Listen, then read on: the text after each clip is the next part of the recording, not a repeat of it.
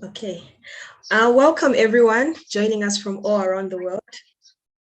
I'm very excited to. Okay.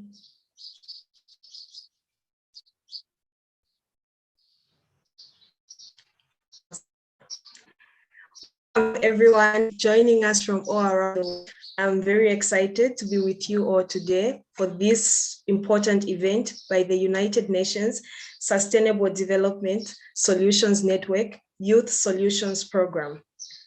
As we grow and evolve the Investment Readiness Program, which is now in its fifth cycle, we are pleased to launch the inaugural Youth Solutions Pitch Competition.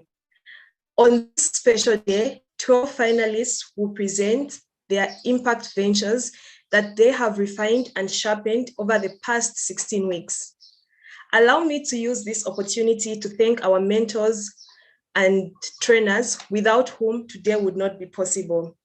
My name is Wufech Kumbi. I'm a project officer with the Youth Solutions Program under the Partnerships and Fundraising team. It is my pleasure to be your host for today's session. For the 2022 Youth Solutions Pitch Competition, we have 8 incredible judges from around the world, bringing with them years of experience and expertise in innovation, social impact, and leadership. First, on our judges panel, I have the honor of introducing Ms. Nell Herman Valenti, representing Bayer Crop Science. Nell is globally responsible for the next generation of global leaders. Her work centers around leveraging our diversity and co-creating with youth to achieve impact towards sustainable agriculture. Next up, we have the amazing Mr. Simunza Muyangana, who's the co-founder and director of Bongo Hive in Zambia.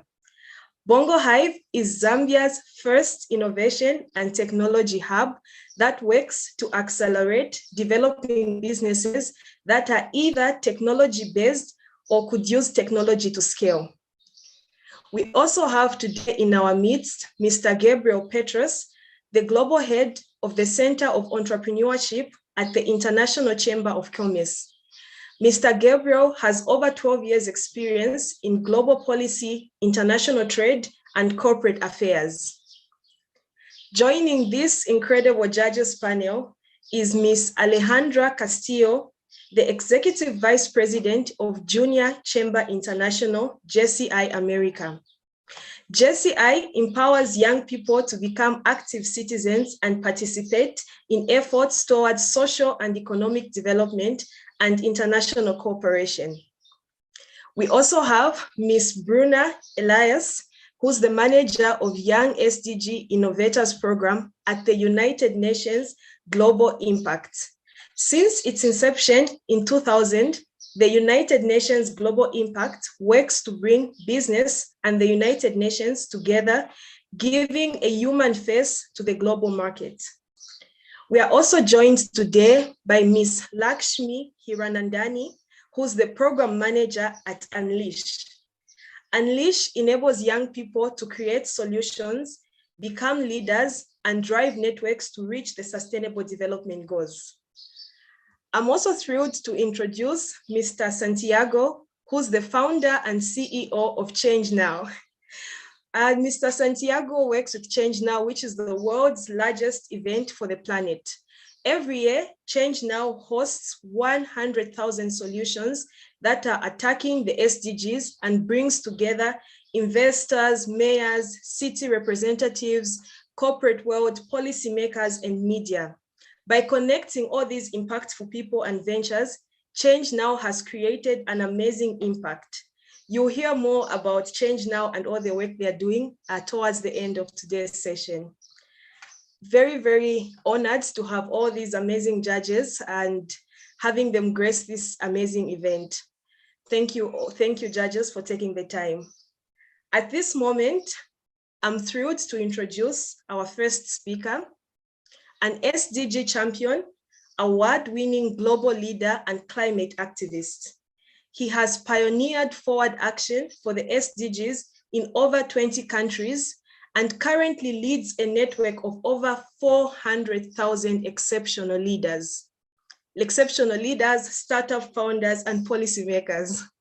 Over the past years, he has been leading the United Nations Sustainable Development Solutions Network, Youth, and has led it to many great heights.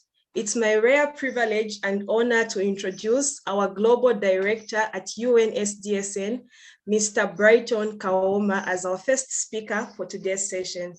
Mr. Brighton, over to you.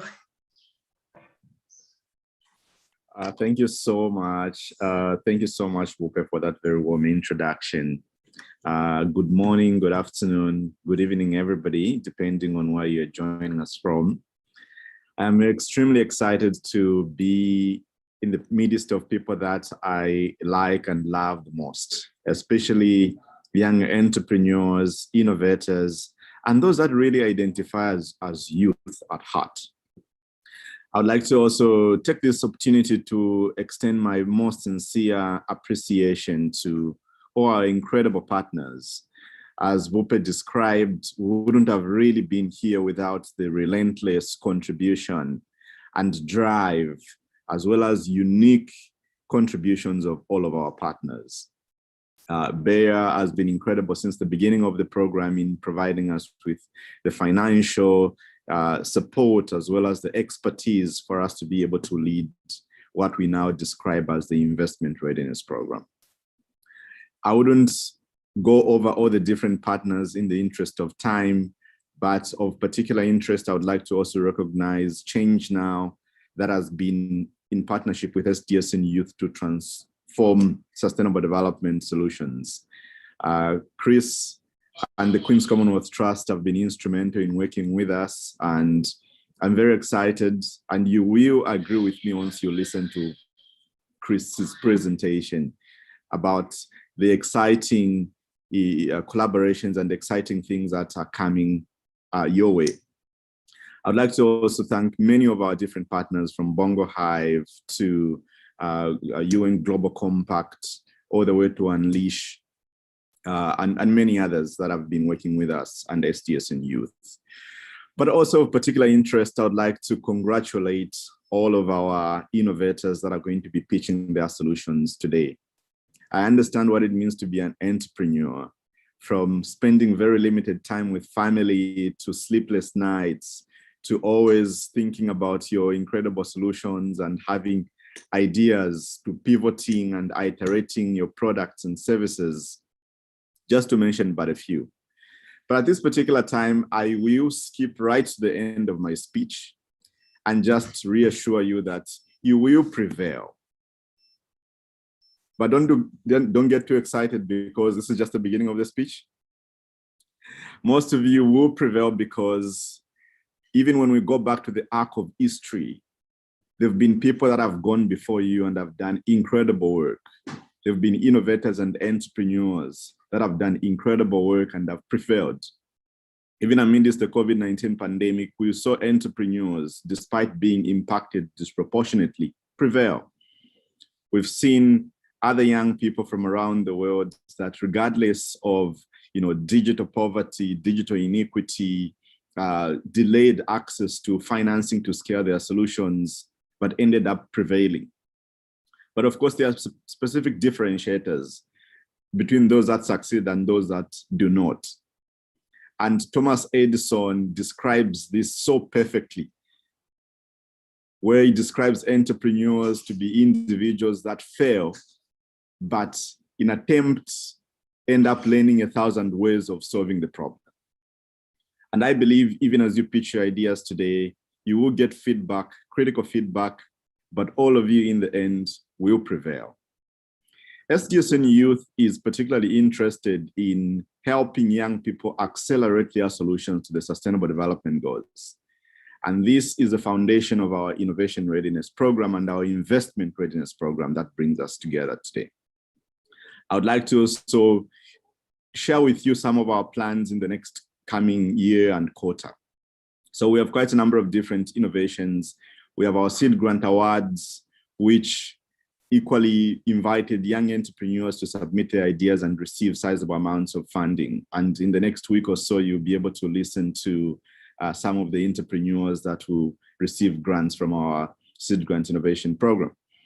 But also next year, our primary focus ahead of the United Nations Conference of the Futures is to be able to provide a platform to showcase some of the innovations. So we'd like to hear from you, would like to hear your ideas, would like to provide you with a platform for you to showcase your innovation, but also leveraging our multidisciplinary connections with academia, with innovation centers, and with impact investors. Our role is to connect you to all these platforms that can enable you to scale your solutions.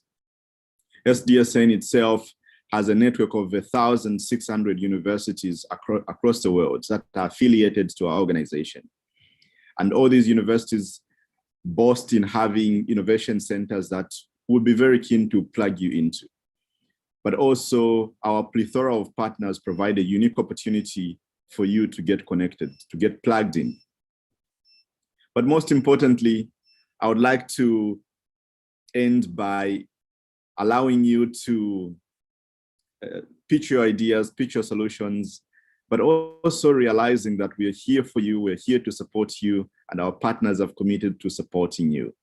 So please share with us all your incredible presentations and make sure that you continue to speak about your work and connect with us even after the pitch competition today. So tweet, share, retweet, tag us on LinkedIn, tag us on Twitter, and let's get the conversation going. I would like to also thank my colleagues who've been working behind the scenes from our Youth Solutions Program. So congratulations and kudos to all of you. The wheels began turning months ago, and you guys have been incredible in putting this event so splendidly, and I wish to congratulate you. So thank you so much, Wope, and thank you so much to all of you, and I wish you nothing but the very best. Thank you so much, Brighton, for that amazing presentation. So if you were paying attention to my speech earlier on, I had mentioned 8 judges, but then I only got to introduce 7 of those. So for those who picked that up, our next is energized by the opportunity to work with and support young people to increase the impact of their social ventures. After serving as the director of KPMG East Africa for 7 years, he joined the Queen's Commonwealth Trust in 2019. The Queen's Commonwealth Trust exists to realize the potential of young Commonwealth leaders aged between 18 and 35 through flexible funding, practical tools, and a vibrant network. Between 2021 and 2022, the Queen's Commonwealth Trust has supported 11 sub-Saharan Africa youth solutions, resulting in an impact of over 11,000 students in Tanzania, 250 jobs created in Uganda, and over 700 solutions receiving digital literacy in Nigeria. He is part of the judges panel today. Please welcome Mr. Chris Kelly, the Chief Executive Officer of the Queen's Commonwealth Trust. Mr. Kelly, over to you.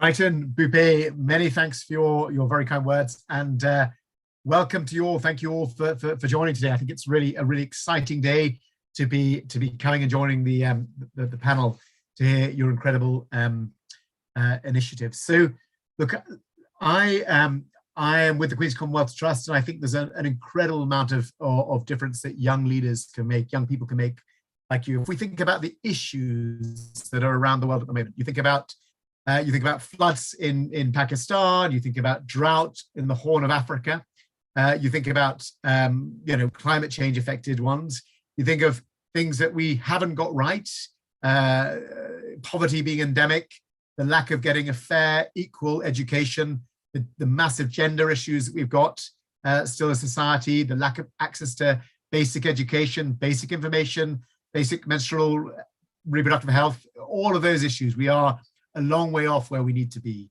And then you throw on top of that pandemic, you throw on top of that war, you throw on top of all the things that humans seem to mess up with this planet, which is quite a lot, unfortunately. We have to go, where is the solution? Where can this come? Now, I'm inherently an optimist, and I look at the demographics and I see that the majority of people, over 60%, are young people. Okay, and if you go to a continent like Africa, the mean age and the median age are both below 20. So you've got the majority of people are under 20 there. Now, I know across the world it's slightly higher than that, but really the future is young people's. It's us, it's yours to take and to seize. And so you have to say, so we've got a great asset, because young people are incredible in the zeal for life, the entrepreneurism, the kind of can-do attitude, the ability to find solutions. And then you look at all of these problems there and you go, well, 1% of ODA, so 1% of official development aid goes to youth-led or youth-inspired organizations. That's not enough. There's a complete mismatch between the problems that are there, the people who've got the potential solution, and where this is coming in. So where do you go to? You go entrepreneurism. That is kind of the future, really. There is not enough full-time jobs. There's not enough permanent employment. There never will be. It is about entrepreneurs developing and coming up with kind of creative solutions, and all the more better if those have got social impact. And you can certainly see particularly in a lot of the West, an increased desire, I would say, from employees and from young people to merge what is a profession, a career, a livelihood with a social impact. And I think that will only increase as people understand the inequity and the issues that are around the world, and in a sense, what the solution is. We all have to be part of that solution. Against that backdrop, I'm really excited to be working with Brighton and his team at SDSN. I mean, the futures of SDSN and QCT, the Queen's Commonwealth Trust, are very, very similar. We are about working with young social entrepreneurs who are coming up with solutions. I mean, that's it. As Brighton said, we are here to support you, to connect you with the networks you need to enable you to kind of deliver and help solve a lot of problems that many older people have created and humanity has created. It shouldn't be this way, that you have to solve the problems that other people have created, but it is the reality of where we are. I'm so sorry kind of to apologize on behalf of those who are older than me and my generation and others, but we are here, and so QCT is another network or that you can tap into. And we've actually got through the collaboration with SDSN, we've actually got a really exciting announcement next week, where we'll be coming in with a much stronger, a strong offer to support young social entrepreneurs. And anyway, you can also, as part of that, join our network as well, which is kind of a much smaller than SDSN. There's 1,000 young social entrepreneurs across the 56 countries in the Commonwealth, so 2 or 2.5 billion people, and that enables you then to get access to funding, to mentoring, to management consultancy support, to coaching, to other resources that we've got on our platforms. Much smaller, but it is just another space where we could help you to further your great initiatives. And if I think about how we are growing together, Brighton, I'm excited. I'll be over in New York in a couple of weeks' time and spending some more time with Brighton. I always find it very energizing with his team, but that is about talking about how do we get more revenue mobilization into young leaders. So at the moment, we are kind of in the advanced stages of an equity and debt piece from a QCT perspective, but that is something that I and Brighton have been discussing over a period of time. And so that is it. How can we change, some fundamental things around capitalism and that exist? How can we not only help you access networks, but how can we go the next step beyond that about getting equity and debt into organizations in a way that reduces the limitations on you to see your ambitions kind of come to realization. So I'm very excited by today. I love the fact there's quite a lot of private sector. I mean, I'm 17 years in the private sector myself, so I am kind of very much in that kind of space. But I've been also very much in the charitable sector as well for the last 20 years, kind of outside of work. So I understand both spaces, but we need solutions across everything, really. So there are for-profit and not-for-profit initiatives that we'll be judging today, and I think they all stand a good chance, and I'm really excited to see them. But I'm also excited by the other hundreds of applications that have come in that have not made it through. And to Brighton's point, and Thomas Edison's point, you fail, and actually you think you fail, but you probably haven't. It's the ones where you don't get through that you actually go, I'm going to go back to the drawing board, I'm going to work on it, I'm going to come up. That is where the solutions really come from. So keep on going. don't be put off if you haven't made it today, you haven't made it to the shortlist, or you haven't made it to the final one. Keep on going, because I really am aligned with Brighton that it's only through continual kind of pressure and trying to get to the right thing that we do come to the right solutions. And there's no entrepreneur who ever tells you they get it right the first time. I mean, that's just, that's for the cuckoos. So keep at it. I'm really excited for today. I really want to recognize, as Bupe said and Brighton said, a great team from STSN who've done a lot of work to get this to the stage. I think Brighton kind of underestimated, understated how much work's gone in from him and his whole team. So well done, STSN team. I know all of you are doing this from a voluntary perspective and putting a lot of time in, so well done. Thank you also again to the judges, and really thank you to all of you who've applied and are continuing to do that, because on behalf of society, we need more people like you to make a difference. So thank you, good luck, and I'm looking forward to the next couple of hours. Thank you so much, Chris. Thank you to all the judges and all the finalists. I'll just iterate what has already been stated. You're already winners for you to reach this far. And even for those who are not able to reach this far, just as Chris and Brighton have mentioned, you keep trying and you keep trying till you get it right. So this year we received over 600 applications, and out of which 60 candidates were selected to participate in the Investment Readiness Program. Today, we have 12 finalists here to present their solutions at this speech competition. Before we begin today's presentation, I'll just quickly run through the guidelines for both the participants and also the judges.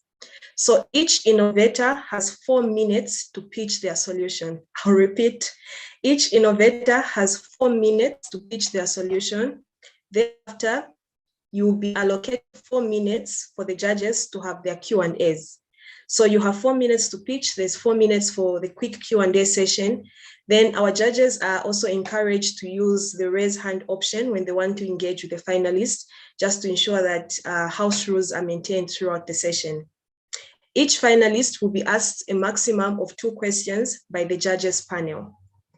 My colleague Melissa will be keeping score of time and will indicate by typing time up for any finalist that goes beyond 30 seconds. So you can only go beyond 30 seconds of your 4 minutes. So please, to all the innovators, just try to keep time and try to stay within the stipulated schedules.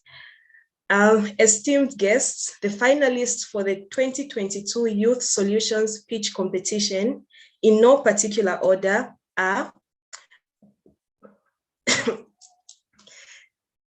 Luis Felipe Guerra from Brazil. Secondly, we have Victor Brian Kanyanga from Kenya. We have David Sembanjwe from Uganda. Pramod Priya Ranjan from India. Gopal Kumar Mohoto from Bangladesh. Meidi Masumi from Canada. Amrata Tiwari from India. We also have Emmanuel Ugu from Nigeria. We have Tolulope Amusat from Nigeria as well. We also have Hafsa Ahmed from the United Arab Emirates, Caleb Edwards from Ghana, Zubie Njanya from the United Kingdom. As you can see, we have representatives from literally every continent, from all around the world, such a diverse cohort that we had in this year's solutions program, investment readiness program. So without further ado, I'll give the floor over to Luis Felipe Guerra from Brazil to begin his speech presentation. Good luck, Felipe. Thank you, everyone. Good morning here from Brazil. I will share my screen.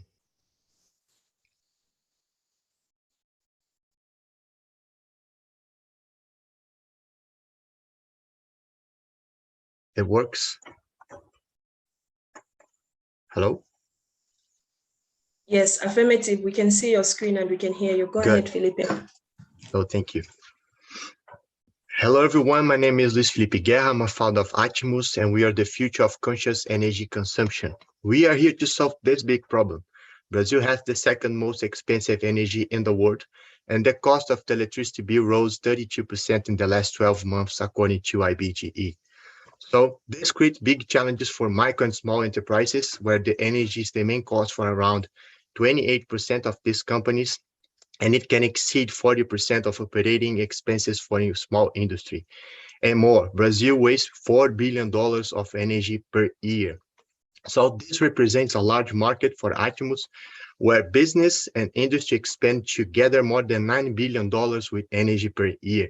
And here in my state, this micro and small companies spend together $87 million with energy per year. So this market is quite extensive.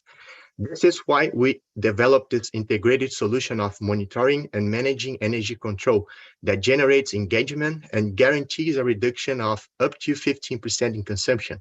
And we do this in real time by alerts with standard variation of consumption, projection of developed electricity bill, quality of energy delivered, and automation and control of cold chambers, refrigerators, and freezers. And we do this, this technology is 100% developed by Atimus, hardware and software. We have two plans, Atimus Super Data, where the client have energy consumption in real time and insights to reduce the energy waste, and they pay for this $70 per month. And the second plan, Atimus Control, where the energy have the intelligent remote control of refrigeration equipment, and they pay for this $50 per month by equipment. And we already have real case with this technology, and they pay for us $120 per month, and they have up to 15% savings, and this is more than $300 per month saved with intelligent energy management and control. Look into our competition map, which we have energy tax focused on Brazilian B2B energy market, and we ask why we are so different. We reduce not only the cost, but the waste of energy. All the technology are developed by Atimus, and this provides to our company, to our clients, new opportunities based on energy data implemented at low cost. So our team have a background with technology, electrical, hardware, software, and computer engineering, and we already passed through our accelerator program with Cotidiano Aceleradora.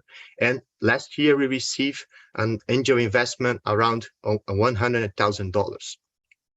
Now we did this projection with our customers projection with our partners, and at this point, we want to finish our year with 100 clients at average ticket price close to $120, CAC 250, LTV 1,500. At the next 80 years of our operation, we want to finish our platform with 55,000 clients at our platform and reduce the emission of 14,000 tons of CO2 at the atmosphere with this client with SDG 12, 7, and 13. Our proposal is to fund this amount of money, $300,000 for 11.3% of equity, to use this money in 12 months to reach the mark of 220 contracts and 20,000 of monthly recurring revenue in 12 months, improve our energy analytics and big data technology, and consolidate our product market fit. So thank you for your time. We are Atimus, the future of energy consumption, guided by data analysis. Thank you so much, Felipe. I'll go straight to the judges. Gabriel, you can go ahead. Thanks. Thanks. Good morning, everyone. Good afternoon, and thanks, Luis, for your presentation.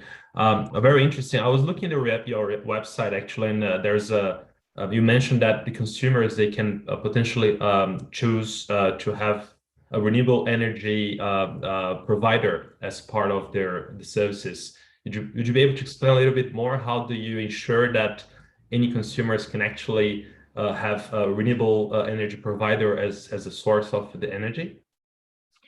Good. Thank you for your question, Gabriel. So we start with this concept that we have to provide to our client a conscious consuming. So they have to be conscious consumer. And then we will connect this client, this micro and small companies. They pay around $2,000 per month with energy. The electricity bill is close to this amount.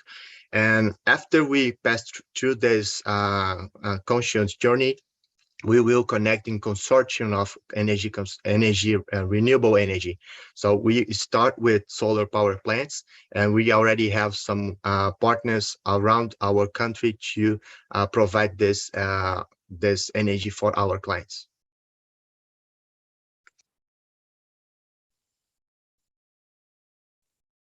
Thank you, Felipe.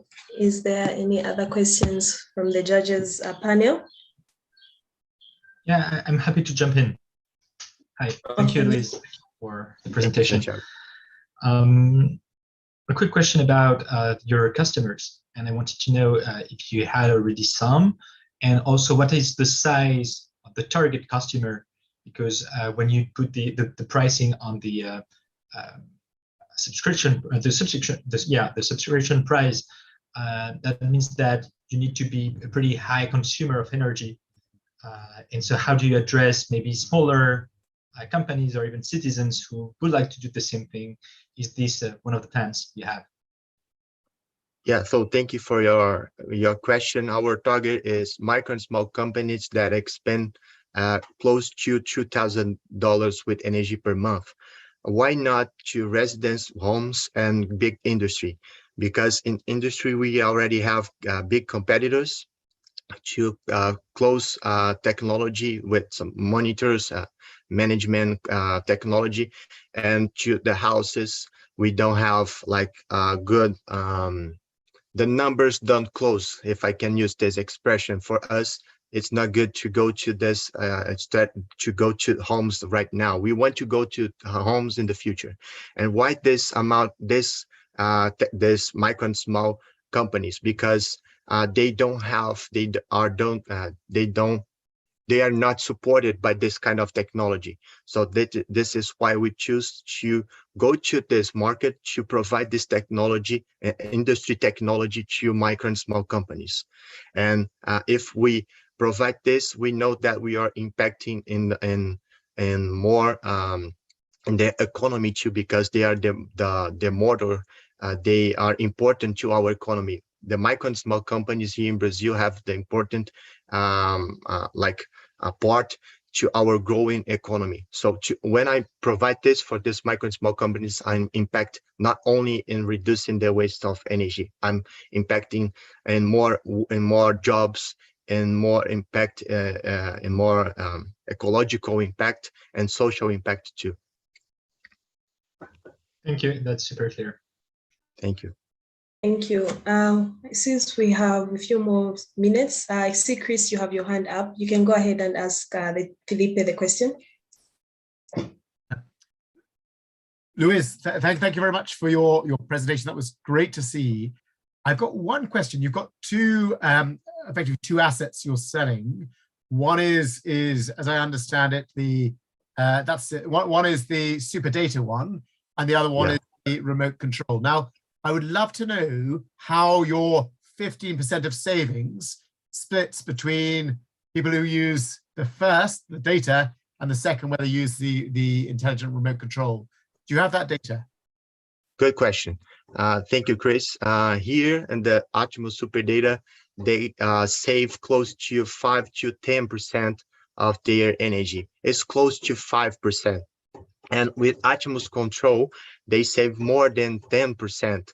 So I can control refrigerator equipment like cold chambers, refrigerators. So with this, I can save more than 10% globally in the company. I can say to you that if I put this in cold chambers, I can save close to 40 and 50% of the energy consumption. So close to the $2,000 with month that they expend with energy, and the half of this amount, they are impacted from cold chambers. If they have like 1 or 2 cold chambers, is the profile that we found here with this kind of companies. Luis, thank you. I have a follow-on question then.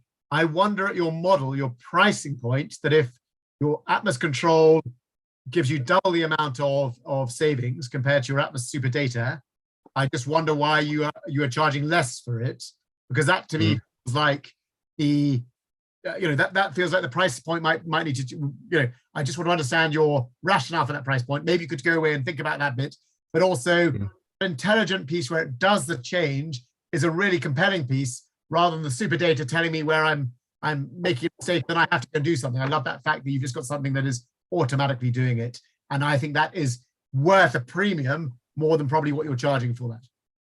Yeah, so that's utmost control will automate all the process to control the code chambers. The first one, the super data, is just to have good data, because we are doing like an X-ray in all the installations. So we have all this data, and we can provide in the future more opportunities to our clients and to our business model too. So it's important to have these two planes to our business model now. So thank you, but thank you for your advice. Thank you. Okay, thank you so much, Luis, Felipe, and congratulations to you and your team. Wishing you all the best in today's competition. So we move over to our second finalist for today. I'm happy to introduce Victor Brian Kanyanga from Kenya, who's representing Bliss Social Venture. So Victor, are you here with us?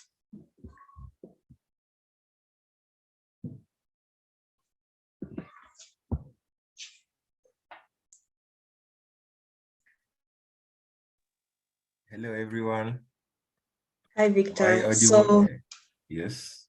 Over to you. Go ahead with your pitch presentation. Yes, thank you. We can see you and we can hear you. Thank you. Okay.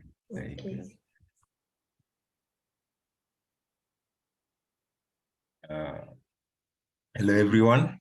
I'm Victor Brian Kanyanga, and I'm the proprietor of Bliss Ventures that is based in Nairobi, Kenya.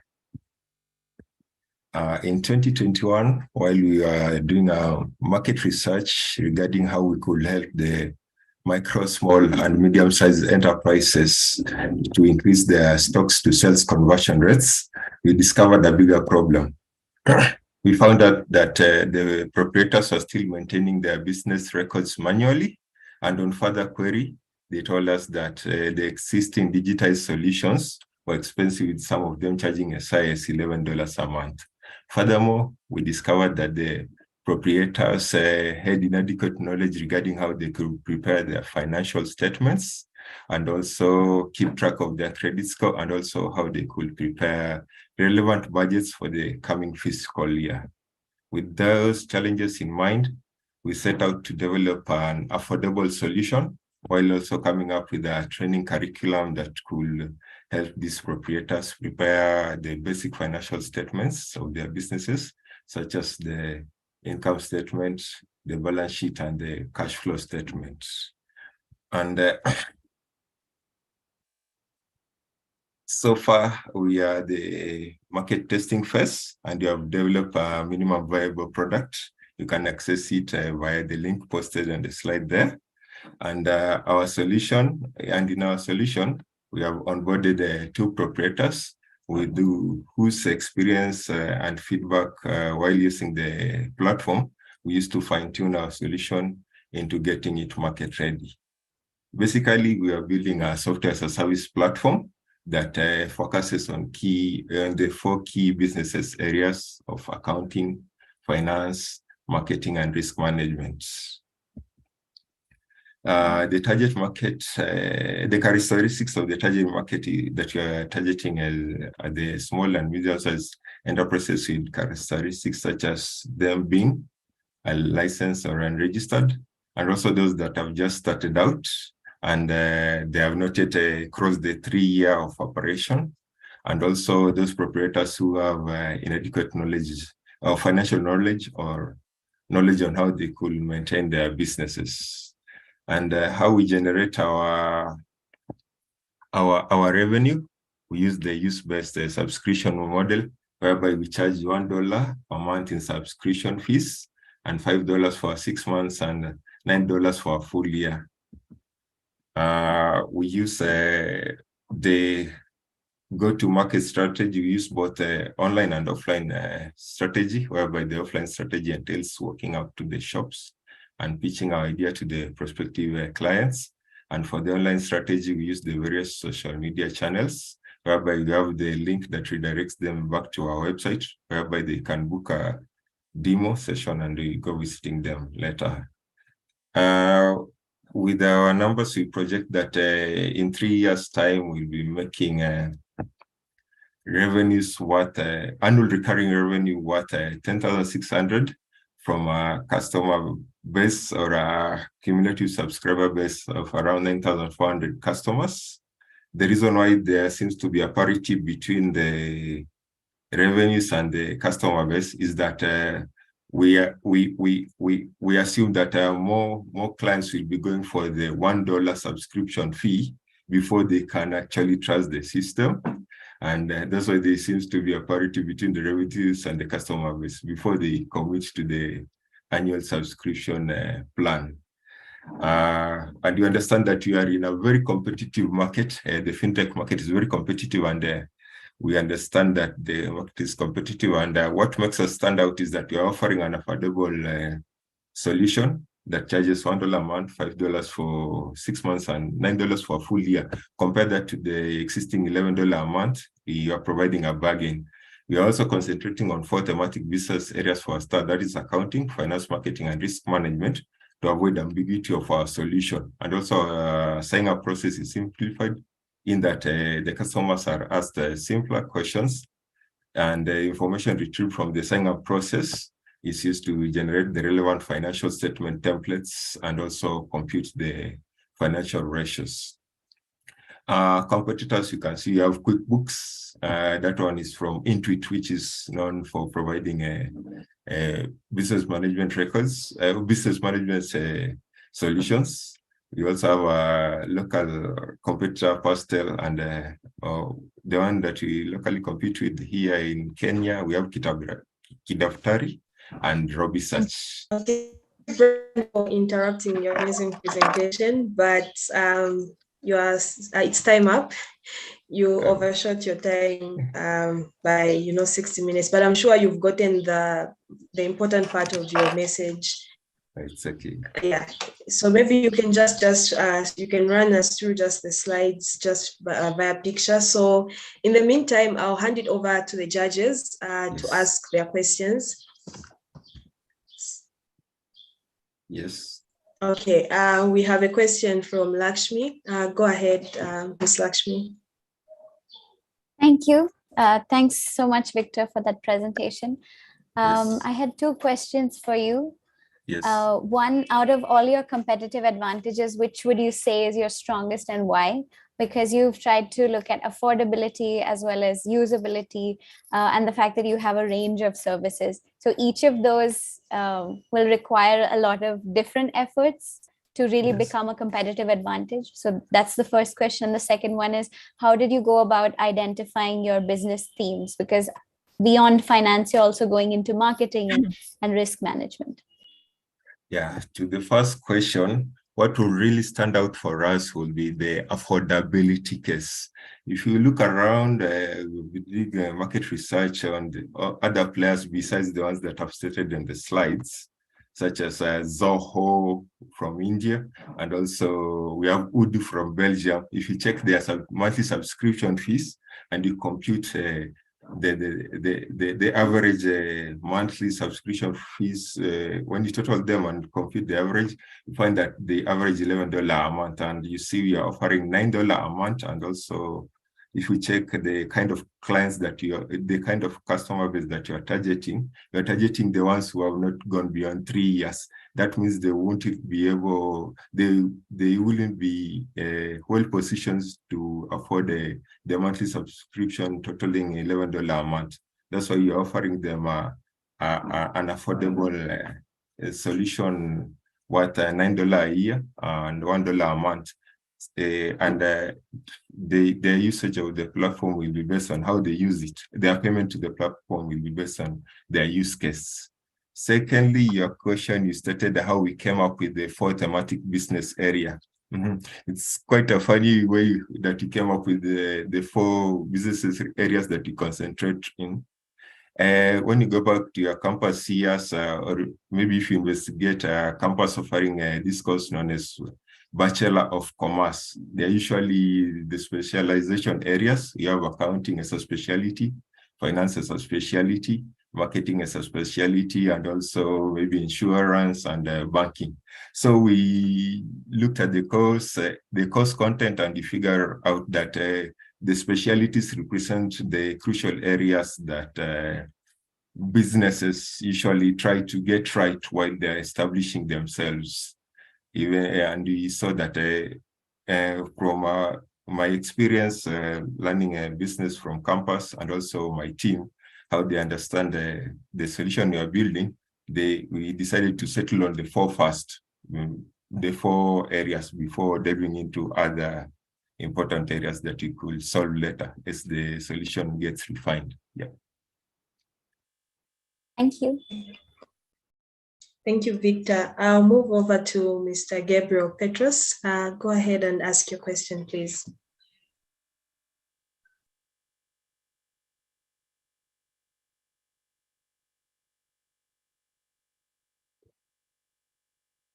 Sorry about that. I had an issue. Victor, thank you so much for your presentation. I have a quick question on your operating model of your business. So if I'm a client, if I sign up today on your website, what kind of what is the concrete output? Like, are you hiring consultants that will help me navigate my needs in terms of accounting, for example, or marketing? So could you please explain a little bit more about the operating model you have? Yeah, sure. Once you sign up currently, we are building from currently, once you sign up to a platform, it will depend with the study that you do concerning your business. We'll first walk up to you, identify which areas you need assistance the more, then we begin from there. So once you sign up with maybe you choose the 1 month subscription plan, we'll identify which area do you really need assistance. If you need great assistance, maybe in the area of accounting, maybe you're still maintaining your records manually, we'll sign you up and redirect you to our dashboard, where you'll be able to key in your sales for the day, and you will receive support regarding how you can navigate our system and the accounting section. And if maybe you need a marketing solution, maybe you need to get your business online, we'll redirect you to our marketing module, whereby you'll also get the needed assistance to facilitate the same. Maybe if you're battling with challenges regarding how you can prepare your budgets for the coming fiscal year, the finance module will be relevant for you. And maybe if you're seeking to go and get access to credit from bank, that is maybe a loan, the risk management module will be relevant for you. We'll assess your creditworthiness and get ready there for you. So there is a team for each of your needs, but that depends on the feedback we get from you regarding which area you really need the assistance. Thanks, Victor. Okay, thank you so much, Victor. And I wish you all the best in today's competition. So we move on to our third innovator for today.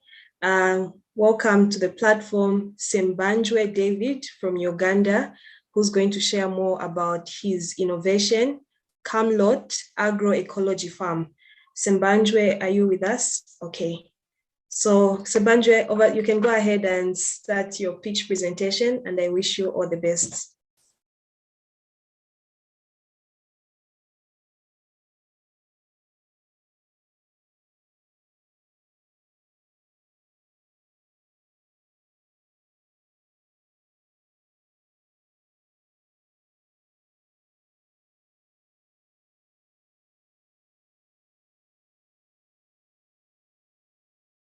Okay, we can see your screen, Sembanjwe.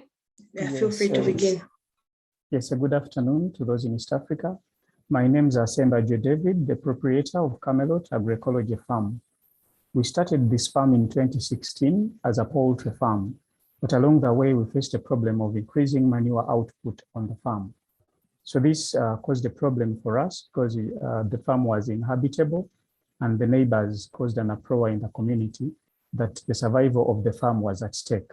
However, through research, we established that we could actually do biomass briquettes from this manure.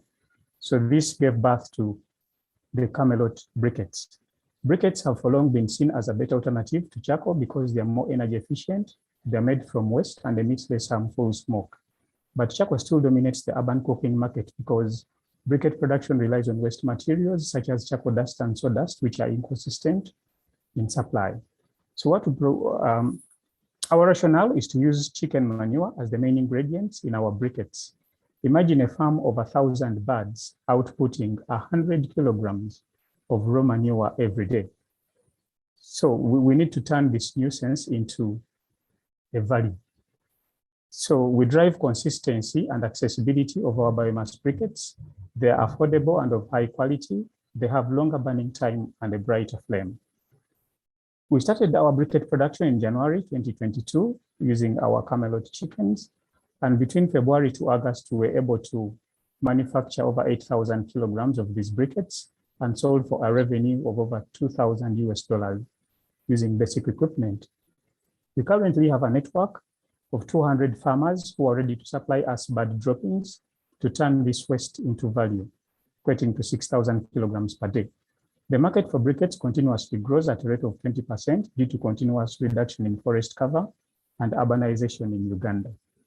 Our market size totals to 300,000 tons, which is a $63 million market.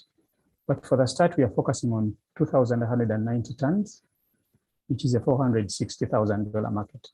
So we are focusing on poultry farms, which averagely use 6 tons per year, and households that on average use 1 ton per year.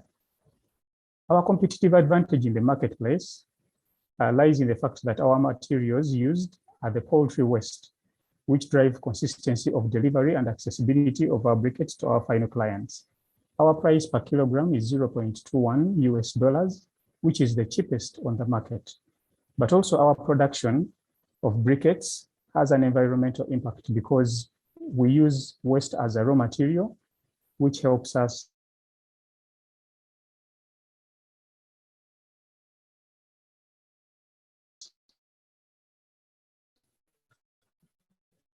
to save the environment. In our business model, our briquettes are priced US. So that gives us a gross margin of $0.12. So monthly, we produce 90,000 kilograms of this waste. And in our growth plans, we plan to install a new briquette production line between December and January 2023, which will enable us to produce 3 tons per day of these briquettes. In 2024, we expect to double production. And by 2025, we anticipate to open additional production centers across the country. By enabling people to turn from charcoal to briquettes, our impact will be reducing deforestation by 100 acres in 2023. We expect to improve respiratory health among our citizens by 144,000 parcels per million carbon emission reductions. We expect to have increased savings at household level of $0.05 per kilogram of energy consumed. We expect to create green jobs for women and youth, amounting to 203 direct jobs. That is our team. I'm the team leader. Our operations lead, our Namubiru. Okay, David, I have to step in and interrupt your amazing presentation. It's time up for you. So you can just run through the presentation visually, but right now I'll allow the judges to go ahead and ask the questions. So judges, feel free to raise your hand and ask David questions about his speech presentation. Okay, Nell, you can go ahead. David, very, very interesting what you're doing. So I'm actually wondering about the training component of your presentation and how it relates potentially also to employment, because you have quite a few employees, you have a small team, but I'm not entirely sure on how that works together, like how it interconnects. And also how the training works, or if you capitalize on that as well, how the farmers that are trained then interact with you and what their role is in your system. Thank you.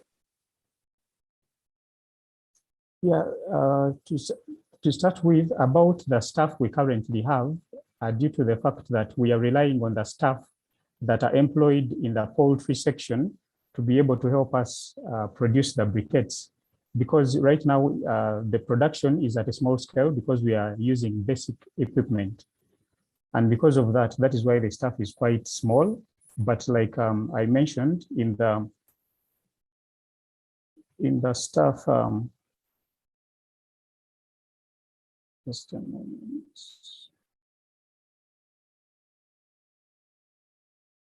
Yes, when we look at the staff, we actually anticipate to increase the staff capacity in our growth model.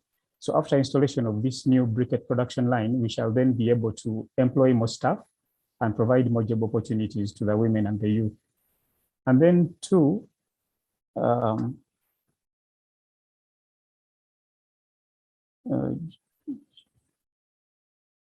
yeah, that's basically the question I picked from your side. Is there any other I've not responded to? Just quickly on the training of farmers. Oh, sorry. Yeah, about the farmers, we currently have the 200 farmers I talked about. And what basically they do, we have farms in the urban areas that are stuck with poultry manure. And this is a nuisance in the entire urban centers. So what the smallholder farmers are going to do is to provide us with the manure, which we can use in our production facility to upscale. So we are basically relieving the burden from them of the poultry manure, which is a nuisance to them. So we bring it to our production facility, then we are able to produce briquettes and sell to our market.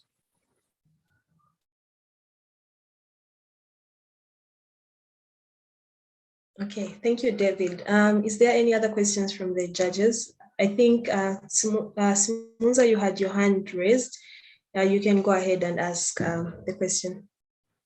My question has been answered. I was curious about where else they would be getting the manure from. I didn't pick that up in the first place, but now that he's talked about the farmers, other farmers and other farms being able to supply, that answers my question. Okay, thank you. Since we still have two extra minutes for David's time, if there are any other judges who would want to chip in and ask questions, feel free. If not, we'll go ahead to our fourth finalists of the day. Is there any? Okay, Chris, you can go ahead, Chris. Yes, Simunza, look, this is I think it's a really exciting initiative. This I would think about the income streams that it is providing to other females often. I'm thinking about this. We are supporting a similar briquette manufacturer in Malawi, and it produces 500 income streams for 500 or so poor women.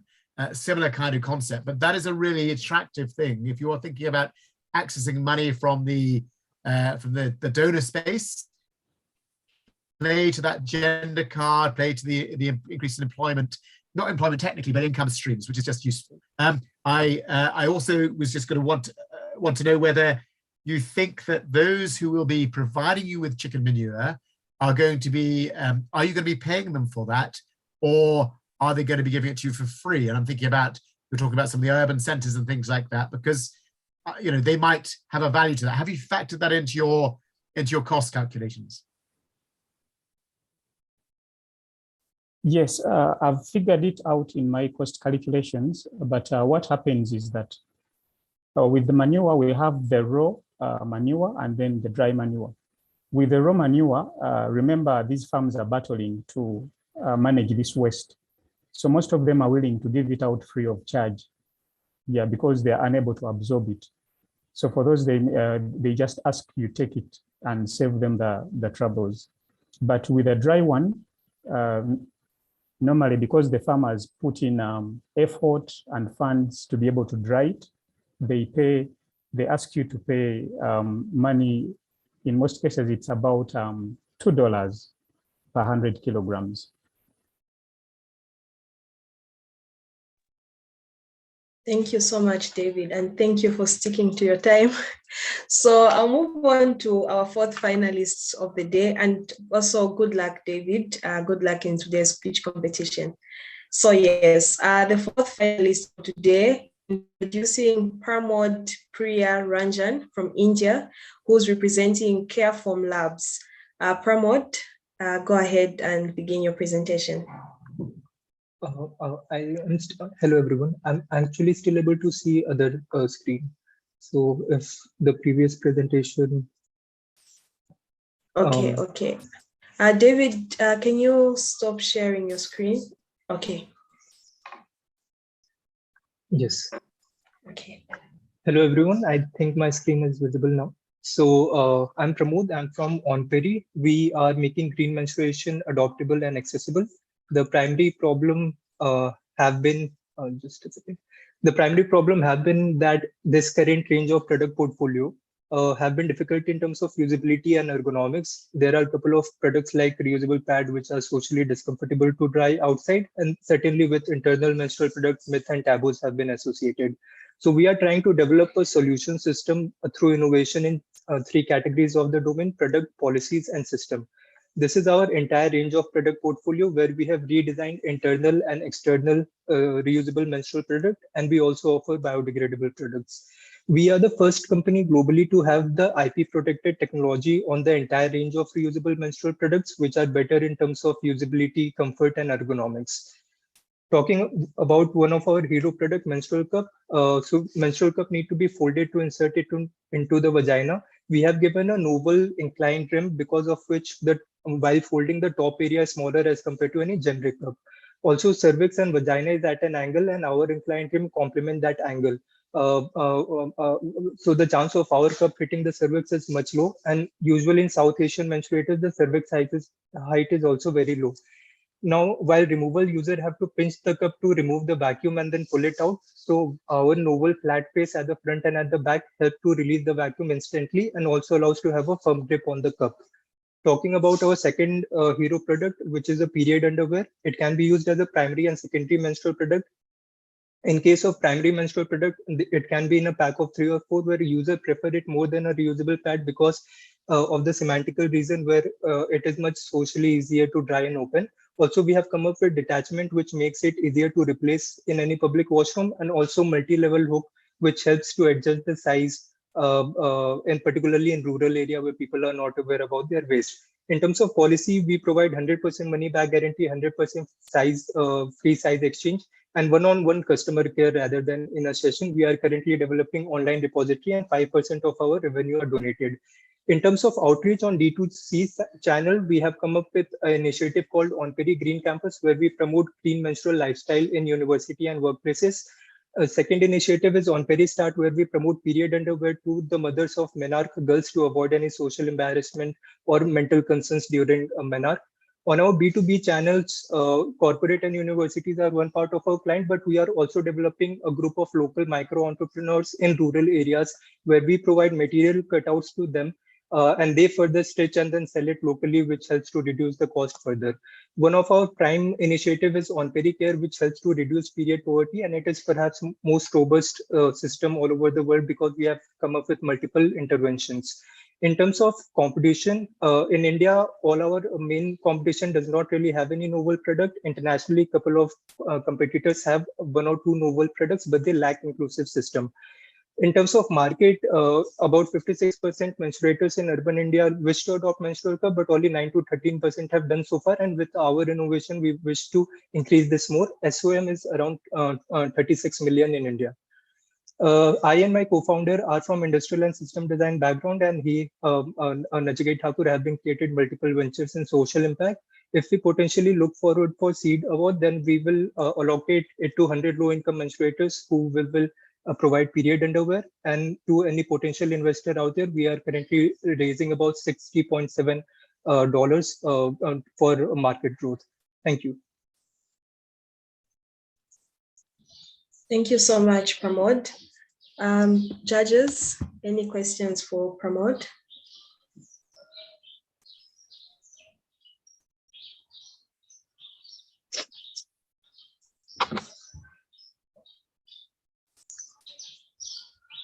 Yeah, so maybe I can take it. Pramod? Yes, you can. Thank you very much. Thank you. So congratulations to this very, very good ideas. I really love it.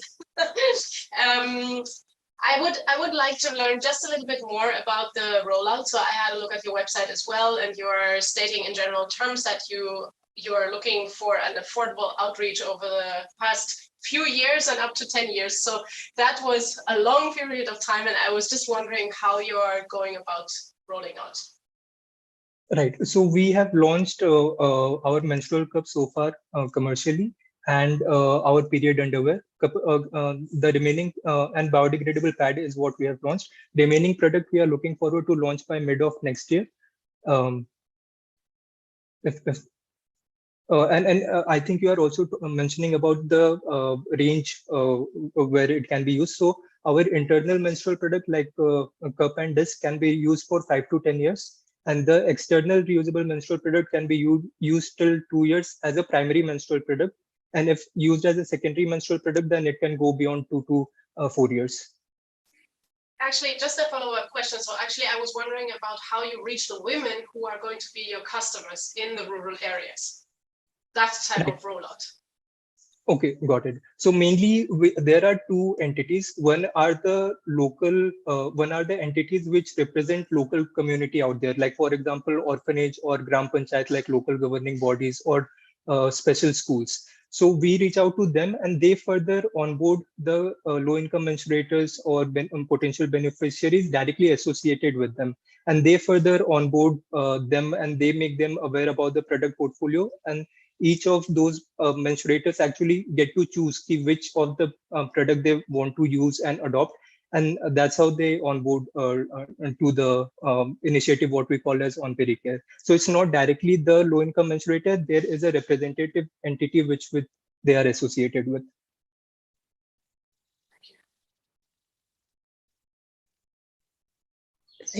Thank you so much.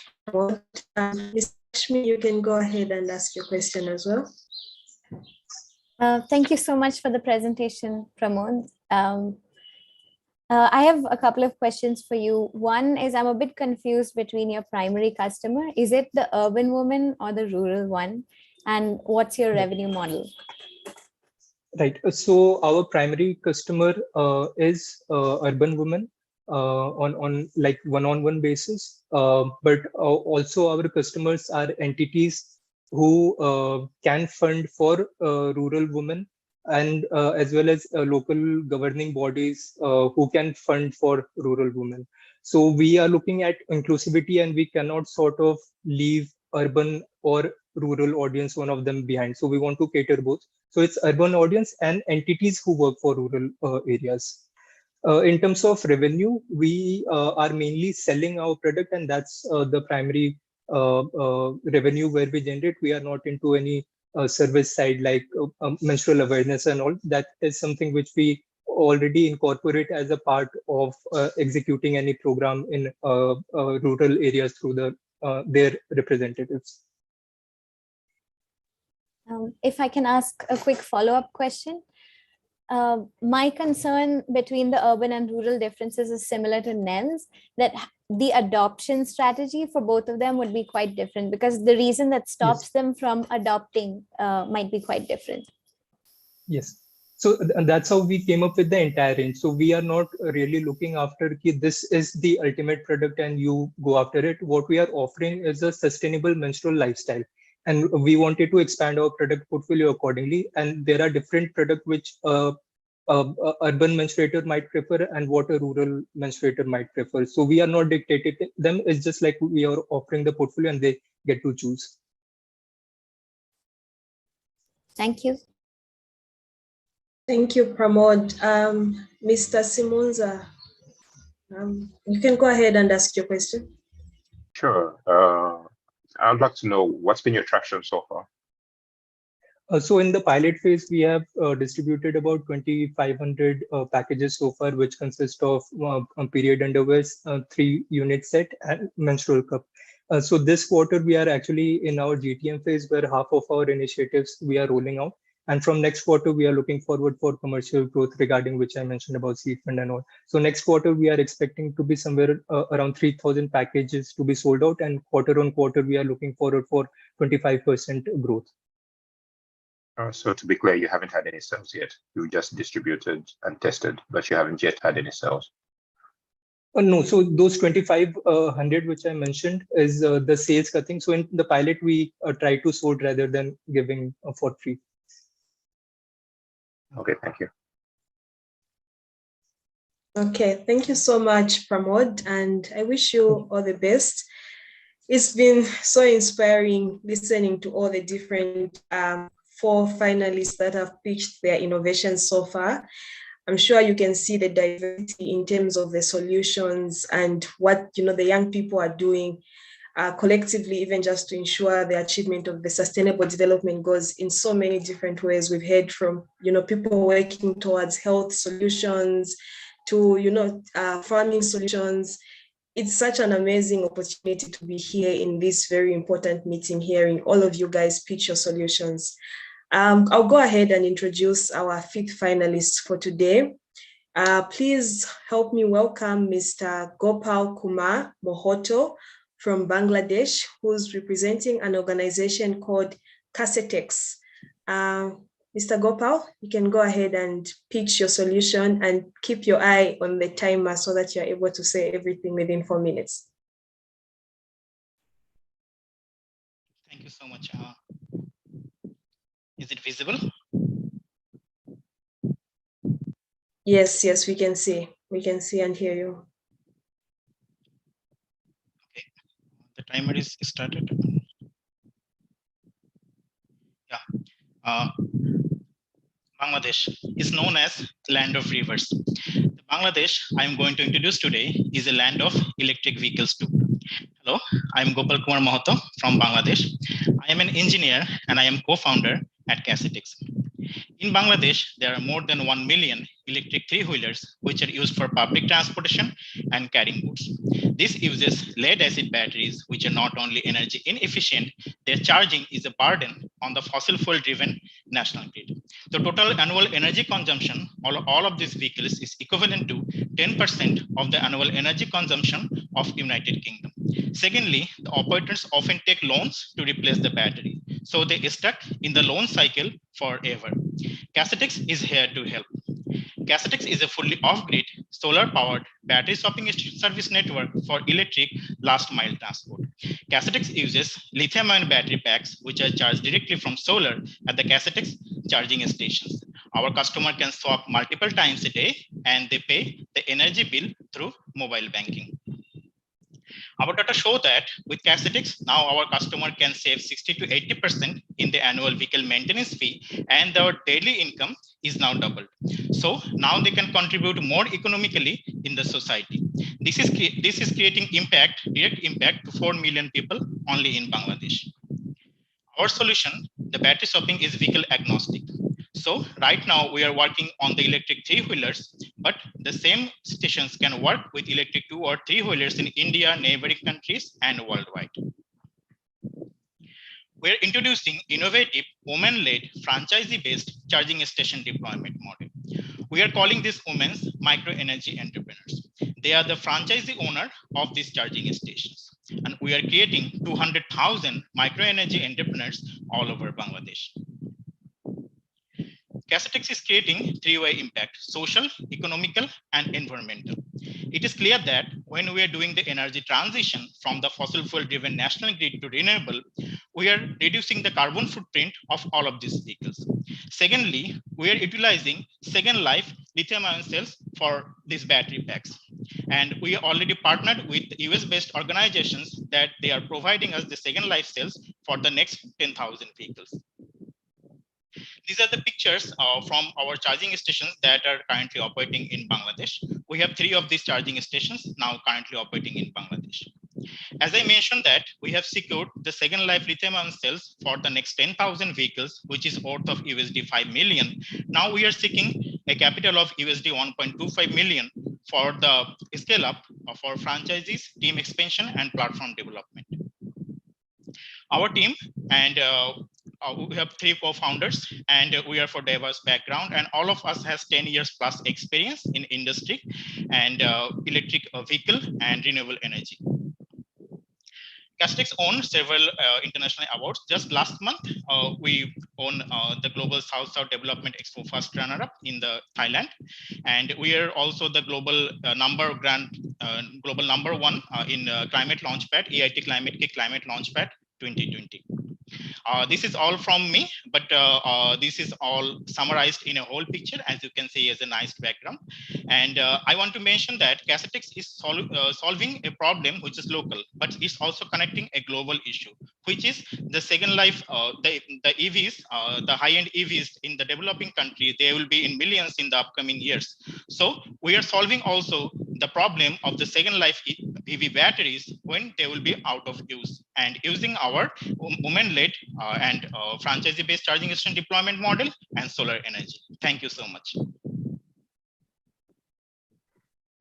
Thank you so much, Gopal. Amazing presentation, and congratulations for that. We'll go straight to Mr. Chris Kelly with the first question from the judges panel. Gopal, thank you. Really excited to see this and coming out of Bangladesh. That's great news. Now, I've got two questions, if I may. The first one is just to understand a bit your numbers.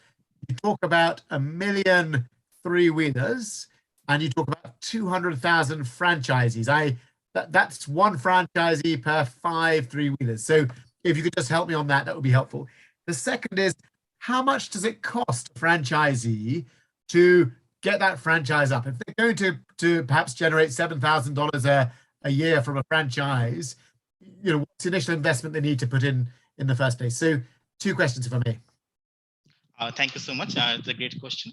The first one is the number. The official number is 1 million vehicle, but unofficially there are 4 million plus vehicles in Bangladesh. It's everywhere in Bangladesh. Similarly, it's also almost everywhere in India also. So right now our beachhead market is the 1 million electric three-wheelers, as I mentioned that, and we are targeting 250,000 vehicles as the primary market right now for the next 1.5 years. So for the 1 million electric three-wheelers, that's the franchisee, we will need 250,000, and you are right with the number. And we are building this station as a smaller station, like that one franchisee can serve 5 to 6 vehicles, because these vehicles are mainly everywhere, but they are not allowed in the highways. So except the highways, these vehicles are everywhere. And in rural, there are no such big roads or big space to serve 50 or 60 vehicles with big stations. That way we're coming up with smaller stations, and we are also utilizing solar energy. So we don't need any mass area for this bigger station. Will need a higher energy kilowatt in terms of solar peak energy. So we are utilizing this station as a smaller and scaling as the number, multiplying the number of this station. And second was the franchisee owner. So it's the number is actually changing day by day because we are developing the technology in-house. And right now I am calling from my factory, which is in Rangpur, Bangladesh. So these are the batteries for the charging stations, and these are the second life cells. And we already secured the second life cells for these batteries. So we are not charging our the franchise owner for the batteries. Our partner, which is currently in USA, they are providing the batteries as a service. We are providing this franchise owner's batteries as a service, and we have already partnered from USA. So right now, the owner only need to pay the upfront for this station, charging station, not the batteries. And the number is between something 200 2000 USD to 4,000 or something in between.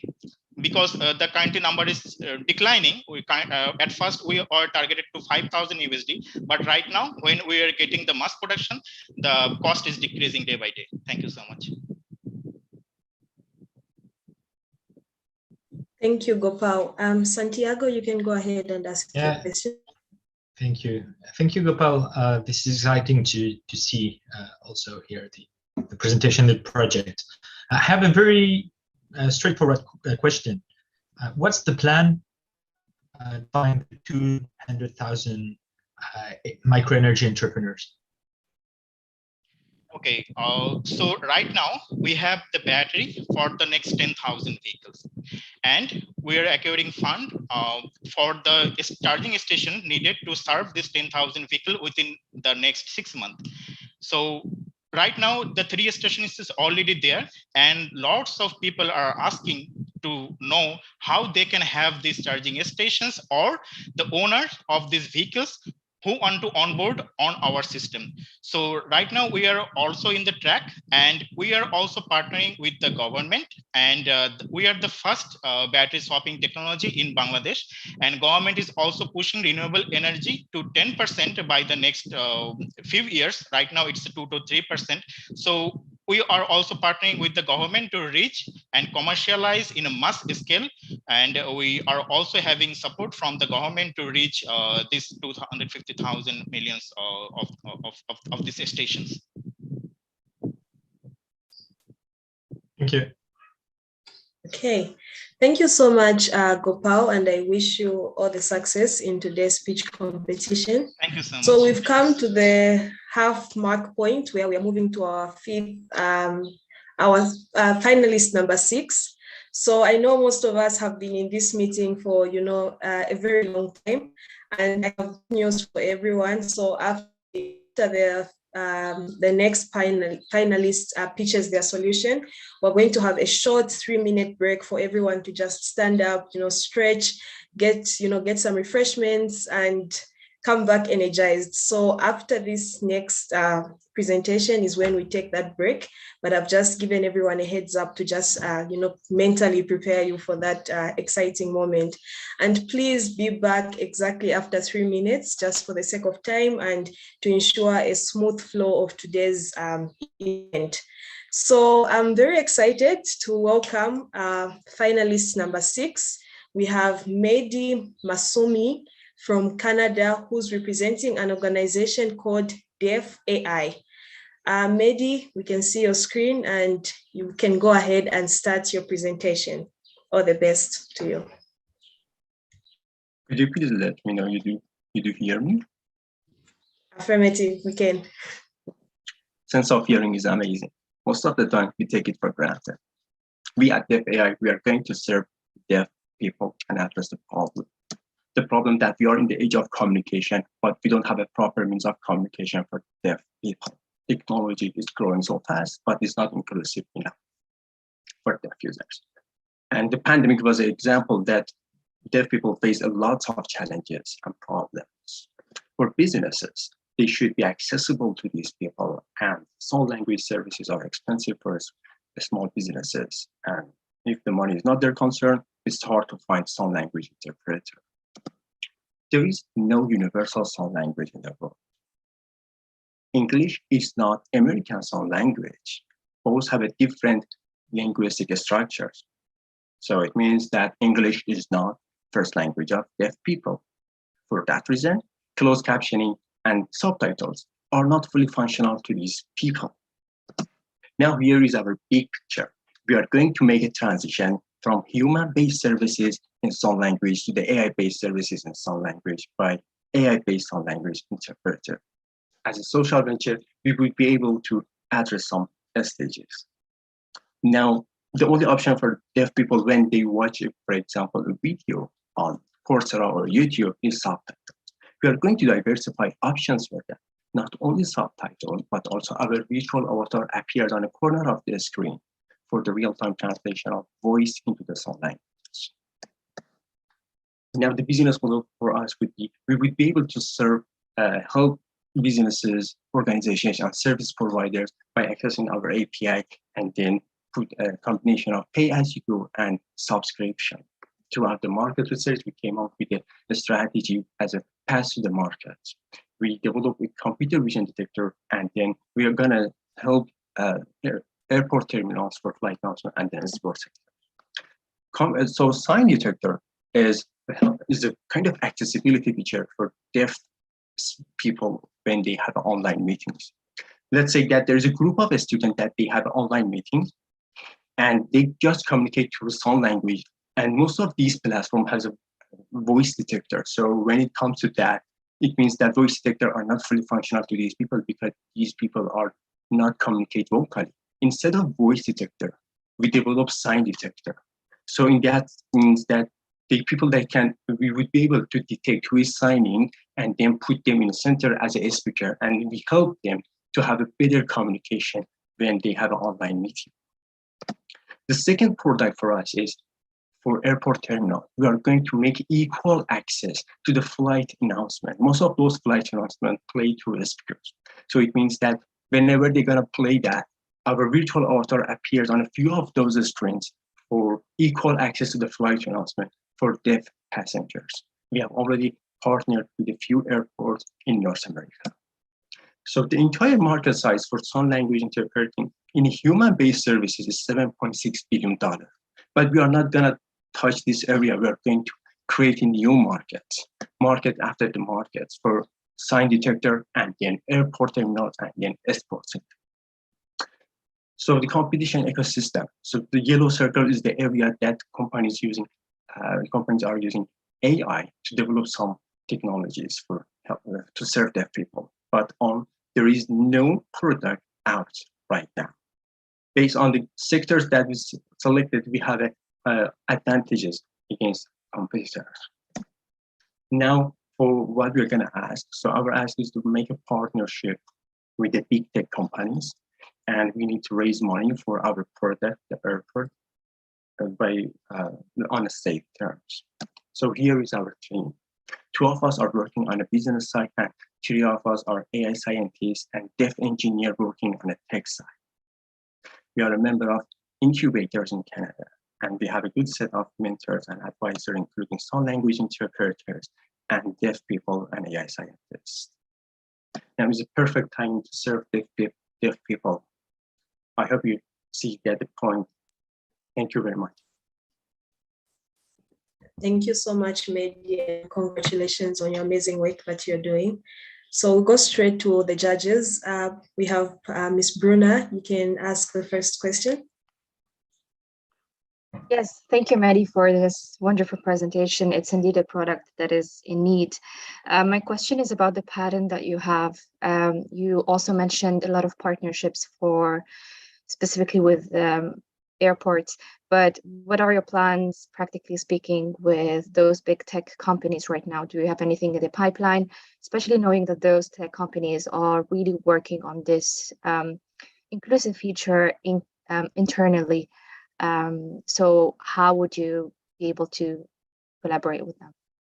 Yeah, that's a very good question. So I can make an example of right now we are in touch with Microsoft. So we are working on that accessibility feature that I explained to integrate it into the Microsoft Teams as a separate, actually third-party application. So they support us. They give us some mentorship, and in some cases, they say that there is no conflict of interest, so we can move on with this. And in the most platforms, like for example, that accessibility feature, there isn't something similar to us. So after Microsoft Teams, we would be able to integrate it into the Zoom.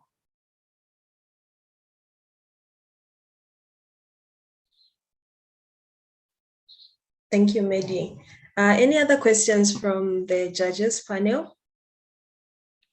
Okay, I see Neil has a question. Feel free to go ahead and ask your question. Thank you so much, Bupa, and thank you, Mehdi, for this very interesting presentation. I am not entirely clear on where you are at in your product journey yet. So I'm really not so sure if that already exists. I might have not understood well. Because you have your ongoing cooperation with some airports, if I understand correctly, you are in conversations with the big tech companies. So something for sure is there. And I'm just wondering where you're at. Yeah, you are right. So actually, for the first product, that is accessibility feature, so proof of concept is developed. And right now we are at University of Toronto to develop the fully functional that feature. And then we would be able, for example, to integrate it. So, and for the second product that is for airport, that's a kind of deep tech, because that could be in combination of machine learning, computer vision, and computer graphics. And AI. So all of these skill sets is so hard to find in a few people. So that's why I talked with some airport, and they gave us letter of intent to show the opportunity to the investors to develop these deep tech for the second product. We need to raise some money. But for the first product, we raised some money, about 55K, and we are moving on with that. Okay, thank you. So maybe just a quick follow-up as well. Sure. Could you just walk us through your competition again? Is there anything Sure. like it out there? Or if I want, for example, to talk with the accessibility feature of online meeting platforms, we developed this, and even Google Meets doesn't have something like that, but they have done R&D in this area. When it comes to the airport terminal, there isn't anything like this. And even after that, we have a plan to step into the sports sectors. Again, there isn't anything like that. So in the sports sector, we would be able to do the same based on, for example, like for sport venues, for live sport events, lots of those stadiums and sport venues have a huge screen in the middle of the stadiums. And then on the corner of that, our AI-based commentator would be able to make a real-time translation of it, the voice of commentator in the stadium. Okay, thank you. Thank you so much, Mehdi, and thank you to the judges. I think we have time for one extra question. So if any of the judges wants to chip in and ask Mehdi a question, feel free to do that. Yes, Chris, you can go ahead. Just a quick question, Mehdi. I think it's a really exciting initiative. My question is there any regulation that is coming down the line that will make accessibility required? I mean, that would really drive your market if there is, but I don't know. Absolutely, that's exactly the point. So we are working with the Law School of Ryerson University to discover our regulations. Yes, it is well regulated, and we are going to leverage regulation into our marketing. And not just that, because we are going to educate our partners and our customers to learn more, because when they improve their accessibility, there are some benefits from government, like accessibility tax credit.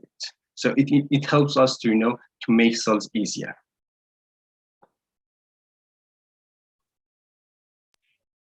Okay, thank you so much. Congratulations, Mehdi and your team. You're doing such an amazing job, and I wish you the absolute best of luck in today's speech competition. So I feel so inspired with all the solutions that have been presented today. It gives me great hope, not only a bright future, but I think we can all agree that all these innovations, they show that young people and innovators are now thinking about, the issue of sustainability. And as we are, approaching 2030 with only 8 years to go, for the Agenda 2030, the United Nations Agenda 2030, I can positively say that we've made amazing strides as young people, as, social impact organizations, with the judges and all the organizations that you represent, from Unleash to the Queen's Commonwealth Trust. We have BEAR, we have UN Global Impact. I'm trying to remember if I've forgotten any, but then all the amazing organizations that are present today. Change Now, for instance. These are the results of the Partnerships for the Goals, where young people are stepping out and creating all these amazing solutions.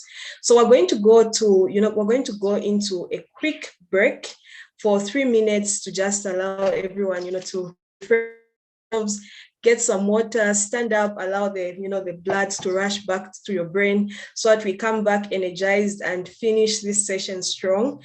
And to all the finalists that have already pitched their innovations, congratulations for your bravery, your courage, and your passion to just make the world a better place. I see most of you are integrating technology, you're integrating emerging technologies, AI. It's very inspiring to to be here listening to all the, it's such an inspiring moment. And without further ado, I'll just allow everyone, you're free to go, but please come back here within 3 minutes. It's a quick break. Just stand up, get a few refreshments and be back in 3 minutes so that we can continue the session. Thank you so much.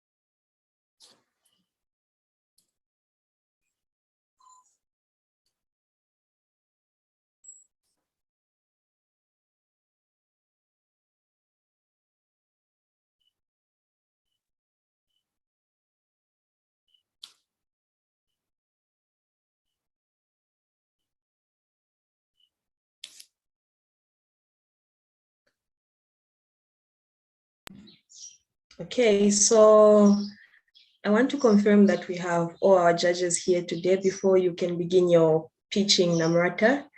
So the judges, if you are present with us, please just indicate that by turning on your videos. Oh, okay, it's a full house. Thank you so much for coming back on time. So we'll go straight ahead to finalist number 7. Joining us today, we have Namrata Tiwari from India, representing an organization called It's All Folk. So Namrata, go ahead and pitch your organization, and all the best to you. Am I audible? Yes, you are. Okay, perfect. Thank you. Okay. Hello, everyone. I'm Namrata, and I'm here to present It's All Folk. Did you know fashion industry is the second most polluting industry globally? Consequently, consumers are demanding accountability from brands. Brands are looking for low carbon natural materials, and retailers are searching for sustainable product sourcing. At It's All Folk, we want to address this problem by employing nomadic herding practices that sit at the nexus of sustainable development. Our purpose is to strengthen the regenerative yak herding practices of nomadic Rogpas in India, to harness the surplus low-carbon yak fiber in order to create resilient rural livelihoods and low-carbon sustainable fashion alternatives. So what is our offering? We are offering farm-to-closet 100% natural, renewable raw material and products made out of both yak hair and down. So what is our competition?